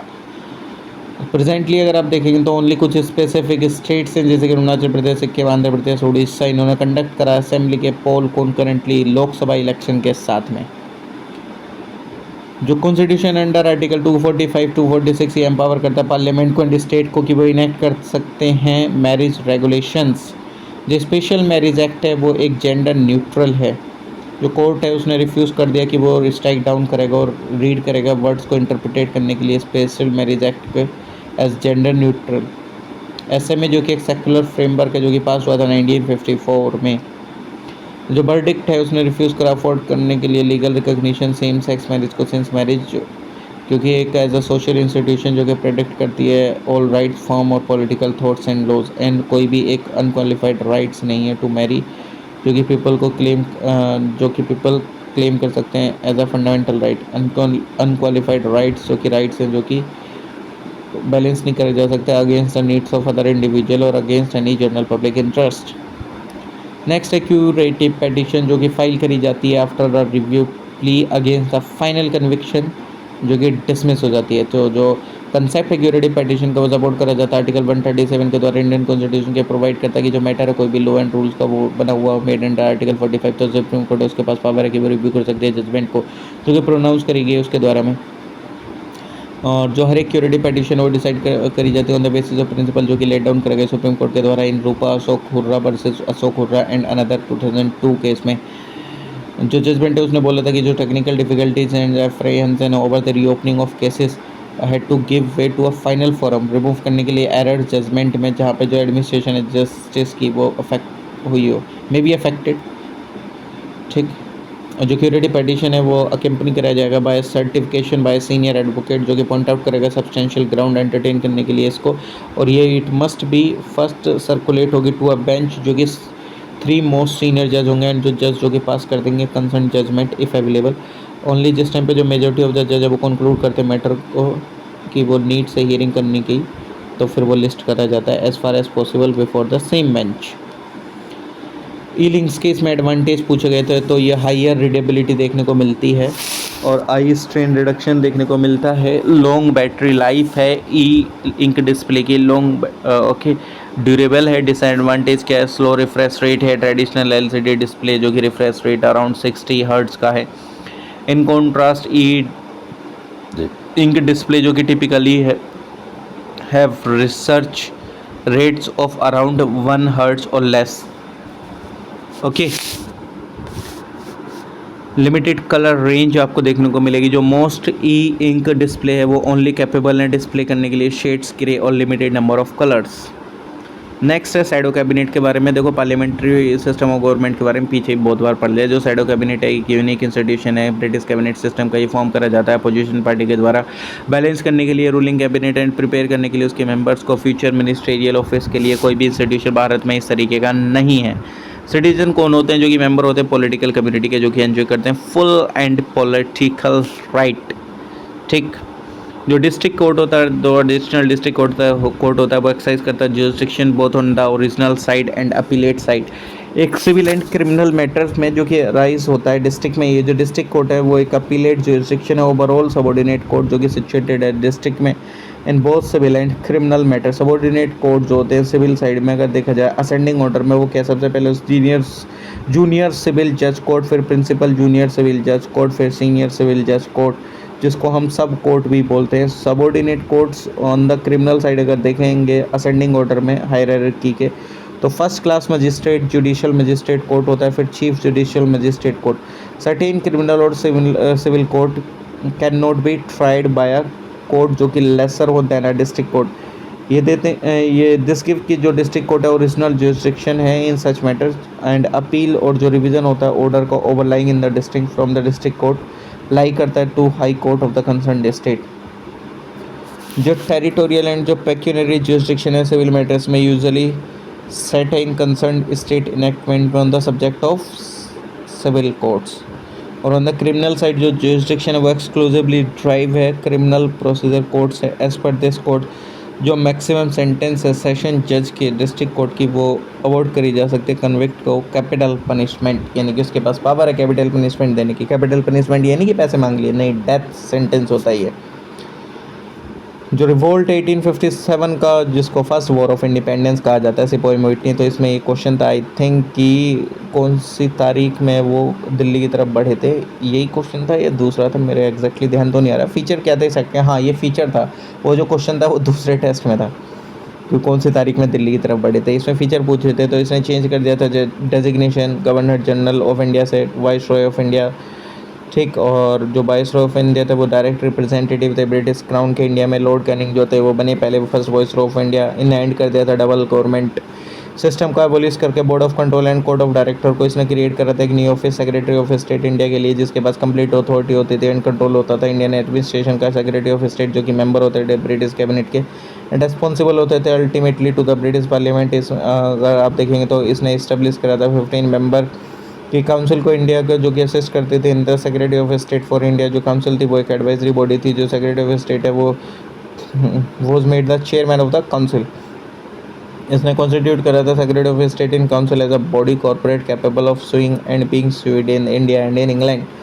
जो प्रीमेल था वो सर्व करा जाता था as an opening and declaration within constitution ने एलुसिडेट करा था उसका अंडरलाइंग फिलोसफी को एंड ऑब्जेक्टिव को। इसका जो ओरिजिन है वो ड्रॉ करता है इंस्पिरेशन कहाँ से? प्रीएम्बल से, यूनाइटेड स्टेट के कॉन्स्टिट्यूशन से। जो सुप्रीम कोर्ट के ईश्वरानंद भारती केस में 1973 उसको क्लेरिफाई करता है कि being a part of the constitution, जो प्रीएम्बल है वो सब्जेक्टेड टू कॉन्स्टिट्यूशनल अमेंडमेंट, जो कि एक्सरसाइज होता है अंडर आर्टिकल 368। हाउवर जो बेसिक स्ट्रक्चर है वो ऑल्टर नहीं हो सकता। जो प्रीएम्बल है वो अमेंड हो सकता है only so far in 1976 by the 42nd constitution amendment act, जिसने ऐड करे थे 3 new word, socialist, secular and integrity. अभी तक ये एक ही बार में अमेंड हुआ है प्रीएम्बल। नेक्स्ट है कि जनरली एक्सेप्ट करा जाए तो 3 मेन कैटेगरीज है गवर्नमेंट फंक्शन की, legislative, executive and judicial. Okay, तो जो इंडियन कॉन्स्टिट्यूशन है does not make any absolute या रिजिड सेपरेशन ऑफ पावर तीन ऑर्गन्स का, owning to its pro responsibility approach rather than having stability at the centre state. जो MP LAD है वो एक स्कीम है जो कि इनेबल करता है मेंबर ऑफ पार्लियामेंट को रिकमेंड करे developmental work in the constituency, emphasis करके create on creating durable community जो कि एसेट बेस्ड होते हैं लोकली, अगर फील करी जाती कोई भी नीड। जो सुप्रीम कोर्ट 2010 में उसने रूल करा कि there was no violation of the concept of separation of power in the MP LAD scheme, and this was because जो रोल है एमपी का इन दिस केस वो रिकमेंडेटरी एंड जो एक्चुअल वर्क है वो कैरिड आउट करा जाता है पंचायत के द्वारा, म्यूनसिपैलिटीज़ के द्वारा, जो कि बिलोंग करते हैं उस एग्जीक्यूटिव को। जो इंक्लूजन है एग्जीक्यूटिव का in non majority capacity in the commission for appointment of judiciary. ठीक, और जो अथॉरिटी है पार्लियामेंट की डिसाइड करने की on the question and consequent punishment over breach of its privilege. One of the various manifestation of violation of principle देखने को मिलेगा सेपरेशन पावर का, जिस टाइम पे जो पार्लियामेंट एक्सरसाइज करते हैं जुडिशियल फंक्शन, या जिस टाइम पे वो परफॉर्म करते हैं जुडिशियल फंक्शन, ये डिसाइड करते हैं question of breach of its privilege and if prove वो पनिश करती है पर्सन जो कि कंसर्न होता है इससे।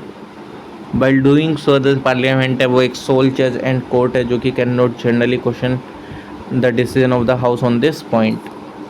76 जो केरला असेंबली है उसने रिसेंटली पास करा था कि रेजोल्यूशन जो कि अर्ज कर रहा था सेंटर को रिनेम करने के लिए स्टेट का as a Keralam in the constitution and all office record. जो आर्टिकल 3 है कॉन्स्टिट्यूशन का इंडिया का वो स्टेट करता है कि जो पार्लियामेंट है वो लीगली एनलार्ज कर सकता है अपनी territory of any state, reduce कर सकता है टेरिटरी स्टेट की, ऑल्टर कर सकता है बाउंड्री स्टेट की, इवन चेंज कर सकता है नाम को स्टेट के।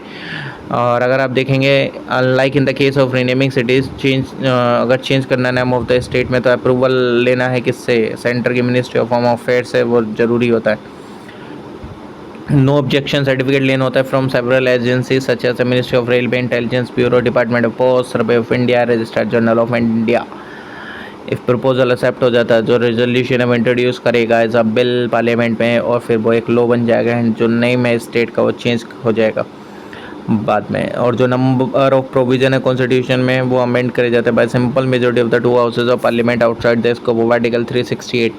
जो प्रोविजन इंक्लूड करते हैं एडमिशन करना, इस्टेब्लिशमेंट करना, न्यू स्टेट का फॉर्मेशन करना, न्यू स्टेट का एंड ऑल्ट्रेशन करना, एरियाज का बाउंड्रीज को, नेम्स का एग्जिस्टिंग स्टेट्स के एबोल्यूशन करना, क्रिएशन करना, लेजिस्लेटिव काउंसिल का स्टेट में जो 5th कॉन्स्टिट्यूशनल अमेंडमेंट एक्ट 1955 करने एम्पावर करा प्रेसिडेंट को प्रिस्क्राइब करने के लिए एक time limit for a state legislature and to convey its views on proposed central laws relating to the formation of new state and alteration करने areas के boundaries के और नेम्स का एग्जिस्टिंग स्टेट का। रिसेंटली जो ABPS जो कि आधार based payment system है वो एक मैंडेटरी हो गया MG नरेगा के वर्कर्स के लिए। ठीक, ये बना mandatory by the rural development ministry जो कि इफ़ेक्ट हुआ 1 Feb 2023 से। सेवरल एक्सटेंशन दिए गए सेंटर के द्वारा until 31 December 2023 with no extension granted to, मतलब 31 दिसंबर के बाद तो फिर कोई एक्सटेंशन नहीं दिया गया। ABPS जो कि बना एक मैंडेटरी। एंड अगर आप देखेंगे तो ABPS में एज सच कोई ज़रूरी नहीं है कि आपको आधार की ज़रूरत है। ठीक, जो ओनली इनपुट रिक्वायर्ड होते हैं कंज्यूमर के लिए ट्रांजेक्शन के लिए सिनेरियो में bank name, Aadhaar number, biometric capture during enrolment. ठीक, तो इसमें आधार कार्ड की एज सच वहाँ पर ज़रूरत इतना नहीं होती। और अगर आप देखें जो अपॉइंटमेंट होता है, पोस्टिंग होता है, जो प्रमोशन होता है डिस्ट्रिक्ट जज का इन ए स्टेट वो करा जाता है गवर्नर के द्वारा स्टेट के कंसल्ट करके हाई कोर्ट के द्वारा। और जो पर्सन है वो अपॉइंट होता है एज अ डिस्ट्रिक्ट जज जिसके पास फॉलोइंग क्वालिफिकेशन है कि he should not already be, मतलब वो ऑलरेडी सर्विस में नहीं होना चाहिए सेंट्रल और स्टेट गवर्नमेंट की, और वो एक एडवोकेट और प्लीडर नहीं होना चाहिए फॉर 7 ईयर। ही शुड कि वो एडवोकेट होना चाहिए 7 सालों के लिए, उसमें 10 साल दे रखा था, और वो रिकमेंड करा जाना चाहिए हाई कोर्ट के द्वारा अपॉइंटमेंट के लिए।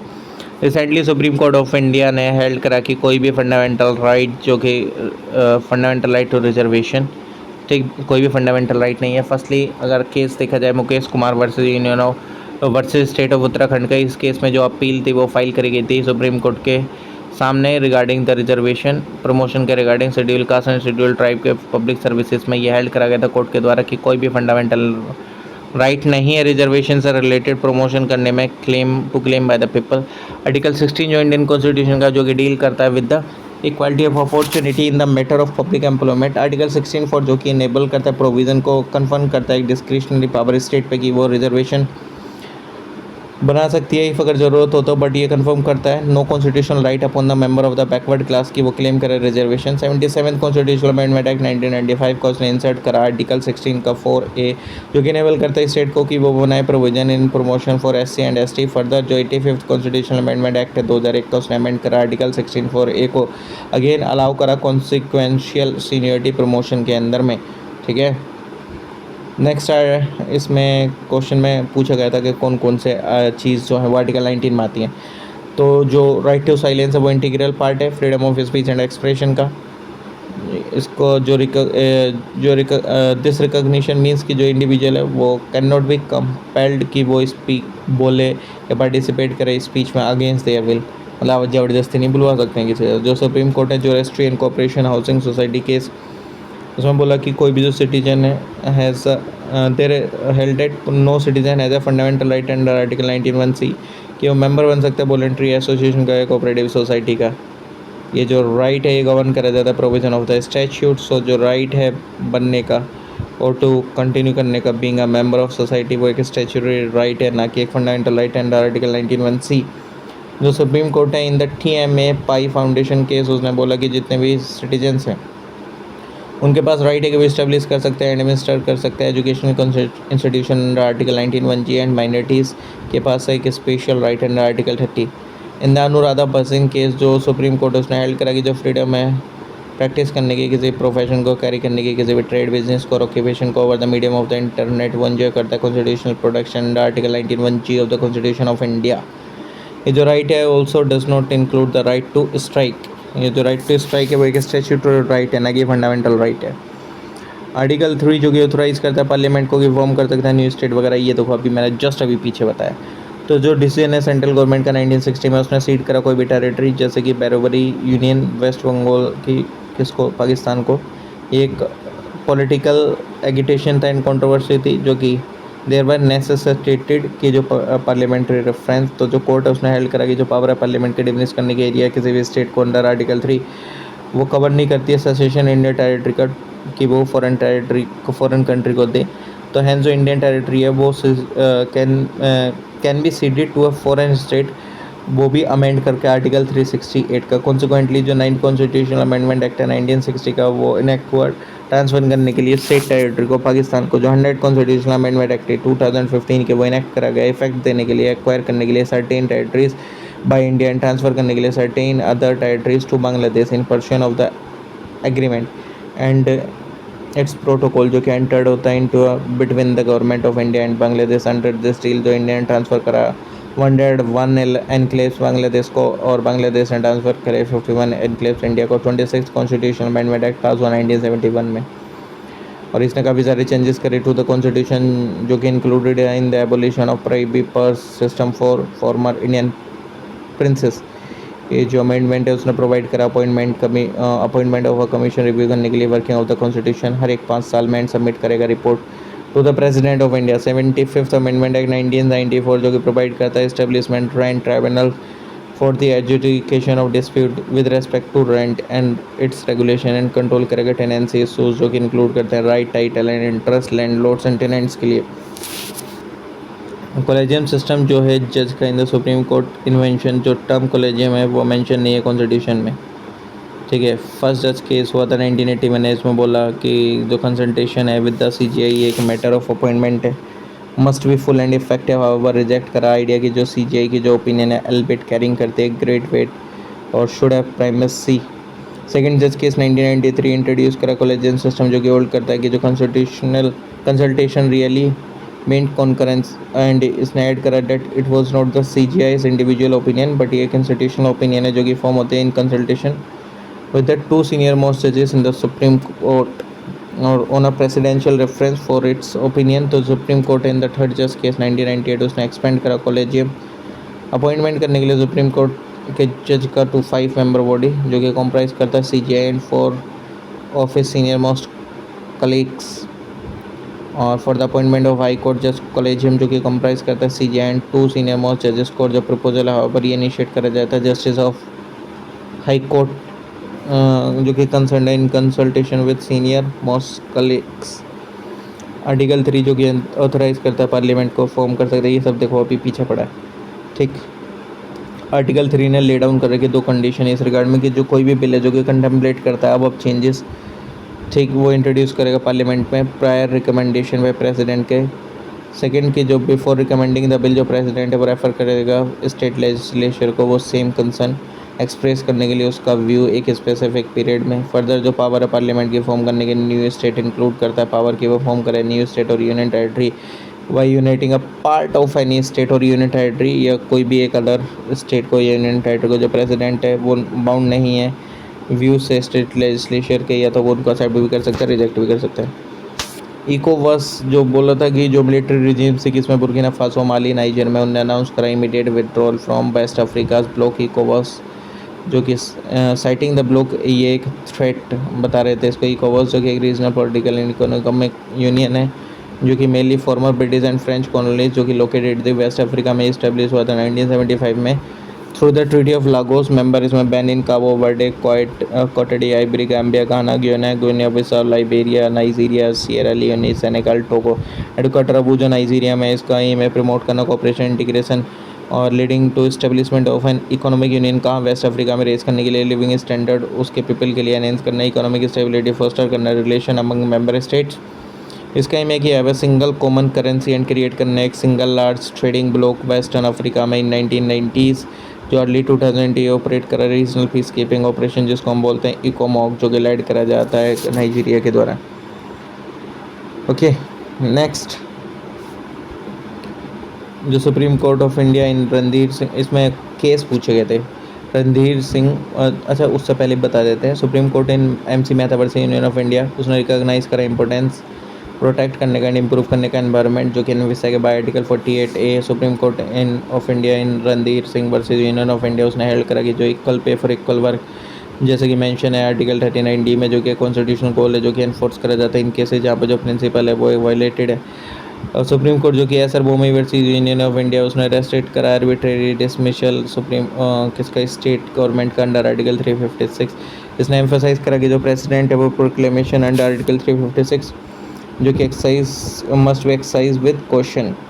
ऑल्सो ये अपील करते हैं लेजिस्लेटिव पावर पार्लियामेंट की जो कि रिफॉर्म करते पर्सनल लॉज को एंड अर्ज करते गवर्नमेंट को गिवन एक्ट करे यूनिफॉर्म सिविल कोड प्रमोट करने के लिए नेशनल इंटीग्रेशन।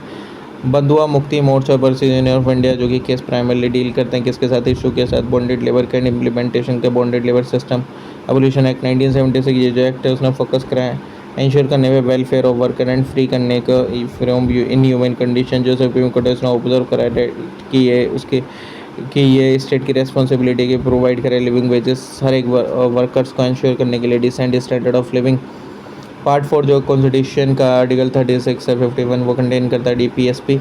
ये जो स्टेट है वो एक्सपेक्ट करता है फॉलो करे principle both in the matter of administration as well as in making of laws. New DPSP जो कि ऐड करेगी 42nd अमेंडमेंट एक्ट 1976 के थ्रू आर्टिकल 39A 39 का F 43, ठीक। और न्यू DPSP जो कि 44th कॉन्स्टिट्यूशनल अमेंडमेंट एक्ट के थ्रू ऐड हुई 1978 में आर्टिकल 38 का second state shall type to minimise the inequalities in income and endeavour की वह एलिमिनेट करे inequalities in status. 86th amendment act के थ्रू ऐड हुआ आर्टिकल 45 जो कि प्रोविजन है early childhood care and education से related below the age of 6 year in place of first 12 provision जो फ्री एंड कंपलसरी एजुकेशन का 6 से 14 साल के बीच एज तक 6 से 14 साल के बीच की एज तक। न्यू DPSP 97 अमेंडमेंट एक्ट 2011 में वही कोऑपरेटिव सोसाइटी से रिलेटेड है ये कि आर्टिकल 43B जो कि स्टेट सेल एंड डिबेट कि वो प्रमोट करेगा voluntary formation, autonomous functioning, democratic control and professional management cooperative societies का। रेगुलेटिंग एक्ट 1773 इसने क्या करा, डेजिग्नेट करा गवर्नर ऑफ जनरल को as the governor general of Bengal, और जो गवर्नर थे बॉम्बे मद्रास के प्रेसिडेंसी के वो सबॉर्डिनेट आ गया गवर्नर जनरल ऑफ बंगाल के अंदर में। और प्रोवाइड करा इस्टेब्लिशमेंट सुप्रीम कोर्ट का कलकत्ता में, जिसमें कि एक चीफ जस्टिस एंड 3 अदर जजेस आपको देखने को मिलेंगे। इन्हें प्रोहिबिट करा सर्वेंट का कंपनी के एंगेज होने से, किसी प्राइवेट ट्रेड और एक्सेप्ट करने से, प्रेजेंट को और ब्राइब्स को फ्रॉम द नेटिव्स। नेक्स्ट है ये जो यूएनएससी के बारे में, इंडिया ने स्टार्ट करा अपना 4 year term as a member of the united nation statistical commission from January 2024। United nation statistical commission establish हुआ था 1946 में। ये हाईएस्ट बॉडी है ग्लोबल स्टैटिस्टिकल सिस्टम की, जो कि ब्रिंग करता है टुगेदर चीफ स्टैटिस्टिशियंस को from member state from around the world. ये हाईएस्ट डिसीजन मेकिंग बॉडी है फॉर इंटरनेशनल स्टैटिस्टिकल एक्टिविटीज़ के, जो कि रेस्पॉन्सिबल है सेटिंग करने में स्टैटिस्टिकल स्टैंडर्ड्स के, डेवलपमेंट के, कंसेप्ट के एंड मेथड्स के, जो कि इंक्लूड करता है उनके implementation at the national and international level. ये ओवरसी करता है वर्क को UNSC के। ये एक्ट करता है as a functional commission UN economic and social council के। ये कंसिस्ट करता है 24 मेंबर कंट्रीज़ को UN इलेक्ट करा जाता है, जो कि इकोसोक के द्वारा। इंडिया ने स्टार्ट करा अपना 4 year term as a member of the UNSA from 2024। इन्हें वॉन करा election to the global statistic body after gap of nearly 2 decades. Next है कॉन्स्टिट्यूशनलिज्म, एक कम्प्लेक्स सेट आइडियाज़ का, जो कि बेस्ड है प्रिंसिपल पे, जो कि पावर देता है गवर्नमेंट को कि government are not absolute and ये लिमिटेड है बाय बॉडी ऑफ लॉज और सुप्रीम लॉज, जिनको हम कॉन्स्टिट्यूशन बोलते हैं। जो गवर्नमेंट है वो सब्सक्राइब करते हैं to the body of law for it legitimacy, उसकी डिपेंड करती है कंपोनेंट्स पे। रूल ऑफ लॉ पे, सुप्रीमेसी ऑफ लॉ पे, इक्वालिटी बिफोर लॉ पे। फीचर्स क्या कॉन्स्टिट्यूशनलिज्म का, rule of law, separation of power, right of people, democracy, free media, independent judiciary. NALSA, जो कि कॉन्स्टिट्यूट हुआ था under legal service authority act 1987 provide करता है लीगल सर्विसेज वीकर सेक्शन को, सोसाइटी को, एंड ऑर्गेनाइज करता है लोकल अदालत एमिकेबल सेटलमेंट के लिए डिस्प्यूट्स के।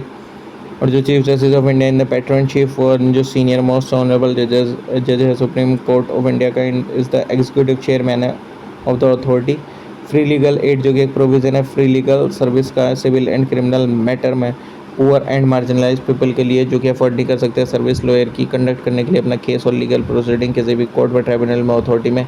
और एक नेशन वाइड नेटवर्क है, जो कि एनवीसैक करा गया अंडर द एक्ट, जो कि प्रोवाइड करता है legal aid and assistant national service.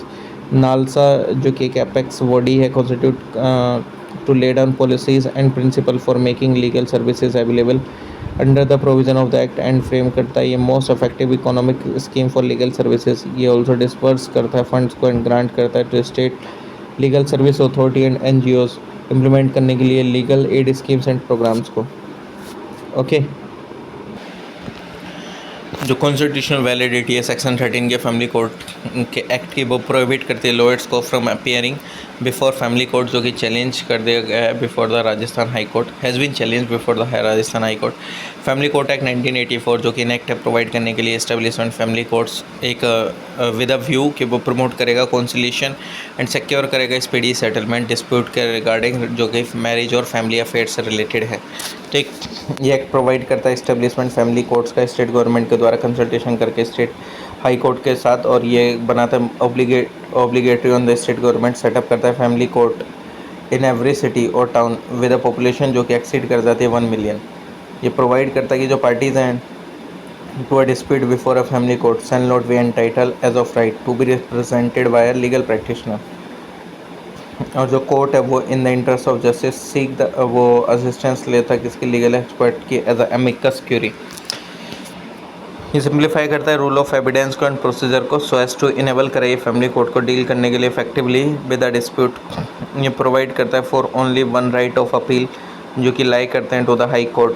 जो सुप्रीम कोर्ट है नेक्स्ट है, जो सुप्रीम कोर्ट है उसके पास पावर है पनिश करने की for contempt of it self under article 129 of the Indian constitution, जो कि स्टेट करता है कि जो सुप्रीम कोर्ट है वो shall be a court of record and shall है all the powers of court including the power कि वो पनिश करता है कंटेम्प्ट ऑफ इटसेल्फ। आर्टिकल 142 का सेक्शन 2 एक्सप्लिसिटली ग्रांट करता है सुप्रीम कोर्ट को पावर इन्वेस्टिगेट करने के लिए एंड पनिश करने के किसी पर्सन को उसके कंटेम्प्ट के लिए।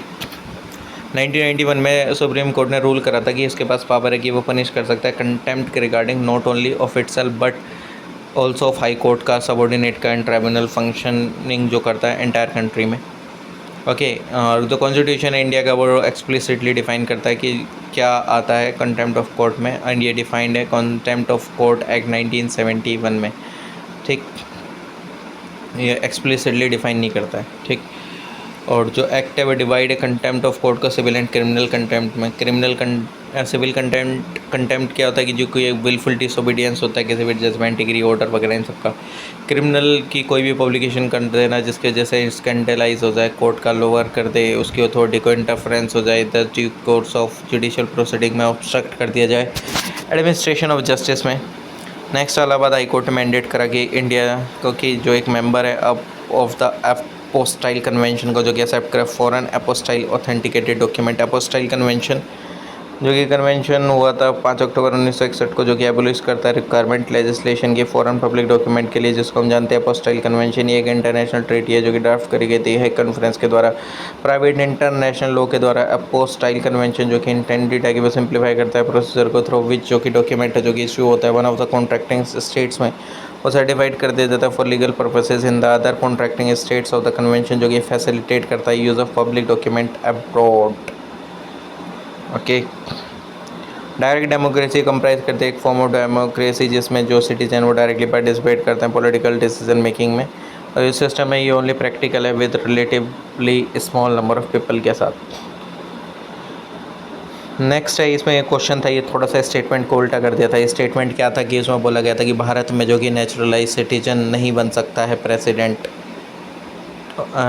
लेकिन ऐसा नहीं है। हमारे यहाँ नेचुरलाइज सिटीजन और बाय बर्थ सिटीज़न दोनों बन सकते हैं, और उसमें दे रखा था यूएसए में कि उसमें सिर्फ मतलब उसमें नेचुरल सिटीज़न और बाय बर्थ दोनों बन सकते हैं, लेकिन ऐसा नहीं है, उसमें सिर्फ बाय बर्थ वाले ही लोग प्रेसिडेंट बन सकते हैं। एनपीआर जो कि एक रजिस्टर है यूजुअल रेसिडेंट का कंट्री के रिगार्डिंग में, प्रिपेयर करा जाता है एट द लोकल लेवल, और ये जो ऑब्जेक्टिव एनपीआर का क्रिएट करने कॉम्प्रिहेंसिव आइडेंटिटी डाटाबेस हर एक यूजुअल रेसिडेंट के लिए इन द कंट्री। जो डाटाबेस है वो कंटेन करता है demographic as well as biometric particulars. जो नेशनल रजिस्टर ऑफ सिटीजन है वो रजिस्टर कंटेन करता है name of Indian citizens. Okay, अगर देखा जाए तो सेकंड अगर आप देखें तो ये जो नेक्स्ट क्वेश्चन ये बात कर रहा है बैकवर्ड क्लासेस के कमीशन से रिलेटेड जो कि बैठा था। ठीक, मंडल कमीशन जो कि चेयरमैन के नाम पर पड़ा, जो कि बिंडेश्वरी प्रसाद मंडल थे। कमीशन जो कि रिकमेंडेशन दी 1980 में। बाय देन जो जनता गवर्नमेंट थी वो गिर गई थी, तो PV Narasimha Rao prime minister बने 1991 में, और देयरफॉर ने रिकमेंड करा 27% सीट्स का रिजर्वेशन एजुकेशन इंस्टीट्यूशन में, गवर्नमेंट जॉब्स में, इन ग्रुप्स वगैरह के लिए ओबीसी। 1990 में जो नेशनल फ्रंट गवर्नमेंट थे उसने डिसाइड करा इंप्लीमेंट करने का one of the recommendation of Mandal commission, जो कि पर्टेन करता है रिजर्वेशन ओबीसीज के लिए जॉब्स में। सेंट्रल गवर्नमेंट में इट्स अंडरटेकिंग में जो डिसीजन है स्पार्क करी उसने agitation violent protest in many cities of north India. ये जो डिसीजन है वो चैलेंज करा गया सुप्रीम कोर्ट में, इसको जाना गया फिर Indira Sawhney case after the name one of the petitioner in November 1992। जो सुप्रीम कोर्ट है वो एक रूलिंग अपहोल्ड करता है डिसीजन ऑफ द गवर्नमेंट की। 19 constitutional amendment act edit article 15C जो कि स्टेट करता है कि जो स्टेट है वो एम्पावर्ड है कि वो बनाएगी एक special provision for the advancement of any social and educational backward class of citizen और फॉर द शेड्यूल कास्ट और the schedule tribe regarding the admission to educational institution. और इस प्रोविज़न को इफेक्ट देने के लिए सेंटर ने इनेक्ट करा सेंट्रल एजुकेशनल इंस्टीट्यूशन एक्ट 2006 जो कि प्रोवाइड करता है कोटा 27% रिजर्वेशन कैंडिडेट के लिए जो कि बिलोंग करता हूँ ओबीसी के लिए in all central higher education institution. Unitary feature के कॉन्स्टिट्यूशन के स्ट्रॉन्ग सेंटर है स्टेट जो कि इंडेस्ट्रक्टेबल हैं, एंड सिंगल कॉन्स्टिट्यूशन है। फ्लेक्सिबिलिटी है कॉन्स्टिट्यूशन की, equality of no equality of state representation, emergency provision है, single citizenship, integrated judiciary, all India services है, इंटीग्रेटेड ऑडिट मशीनरी है, पार्लियामेंट्री अथॉरिटी है, अपॉइंटमेंट है गवर्नर का, इंटीग्रेटेड इलेक्शन मशीनरी है, वीटो है ओवर स्टेट बिल्स। नेक्स्ट है इस कॉन्स्टिट्यूएंट असेंबली जो कि उसने पहली मीटिंग करी 9 दिसंबर 1946 को। फॉर द फर्स्ट टाइम जो कॉन्स्टिट्यूएंट असेंबली थी वो मीट हुई एज अ डोमिनियन लेजिस्लेचर 17 नवंबर 1949 को, एंड इलेक्ट हुए G B. Mavalankar as its speaker. जो जिस टाइम पे वेन जो असेंबली मीट हुई एज अ कॉन्स्टिट्यूएंट बॉडी वो चेयर करेगी राजेंद्र प्रसाद के द्वारा, और जिस एंड जिस टाइम पे लेजिस्लेटिव बॉडी की तरह मीट हुई उस टाइम पे चेयर करेगी जीवी मावलंकर के द्वारा। जैसे इनेक्टमेंट हुआ इंडिपेंडेंस इन एक्ट ऑफ 1947 का, तो जो मेंबर है मुस्लिम लीग के फ्रॉम द इंडियन डोमिनियंस वो आ गए थे असेंबली में। 100 वाला है कि इन यूएस ओनली जो पावर है फेडरल गवर्नमेंट की वो एन्यूमरेटेड है कॉन्स्टिट्यूशन में, जो रेसिडुअल पावर है वो किसके पास हैं, स्टेट्स के पास हैं। ठीक, जो government of India act 1935 provide करता है 3-fold enumeration federal provincial and concurrent, ये जो प्रेजेंट कॉन्स्टिट्यूशन अब फॉलो करता है स्कीम का for this act, but with one difference, जो कि क्या अंडर दिस एक्ट जो रेसिडुअरी पावर हैं वो किसको दी गई हैं, were given neither to the federal legislature और ना ही प्रोविंशियल लेजिस्लेचर को, बट किसको, गवर्नर जनरल ऑफ इंडिया को। In this respect India follow करता है कैनेडियन प्रेसिडेंट। तो ये जो हमारा है ये फिनिश हुआ विज़न का टेस्ट नंबर 9। और अगर आपका मैथ्स वीक है और सी सेट आप करना चाहते हैं तो आप एक बार सी सेट की प्लेलिस्ट देख लीजिएगा मेरी। अगर आपको मैथ्स छोड़ो काफ़ी समय हो गया आपने मैथ्स ही नहीं पढ़ी है, आपको मैथ्स से प्यार हो जाएगा, ठीक है। उसके अलावा आप मेरी पॉलिटी देख सकते हैं, ज्योग्राफी देख सकते हैं, PMFIS के एनवायरनमेंट देख सकते हैं जिनकी प्लेलिस्ट बनी हुई है। उसके अलावा भी काफ़ी सारे सब्जेक्ट रनिंग में और कर भी दिए हैं मैंने, ठीक, जो कि लाइन बाय लाइन मैंने रीडिंग करके बताई हर एक चीज़। तो बाय एवरीवन, टेक केयर, मिलते हैं नेक्स्ट वीडियो में। Please like share comment and subscribe.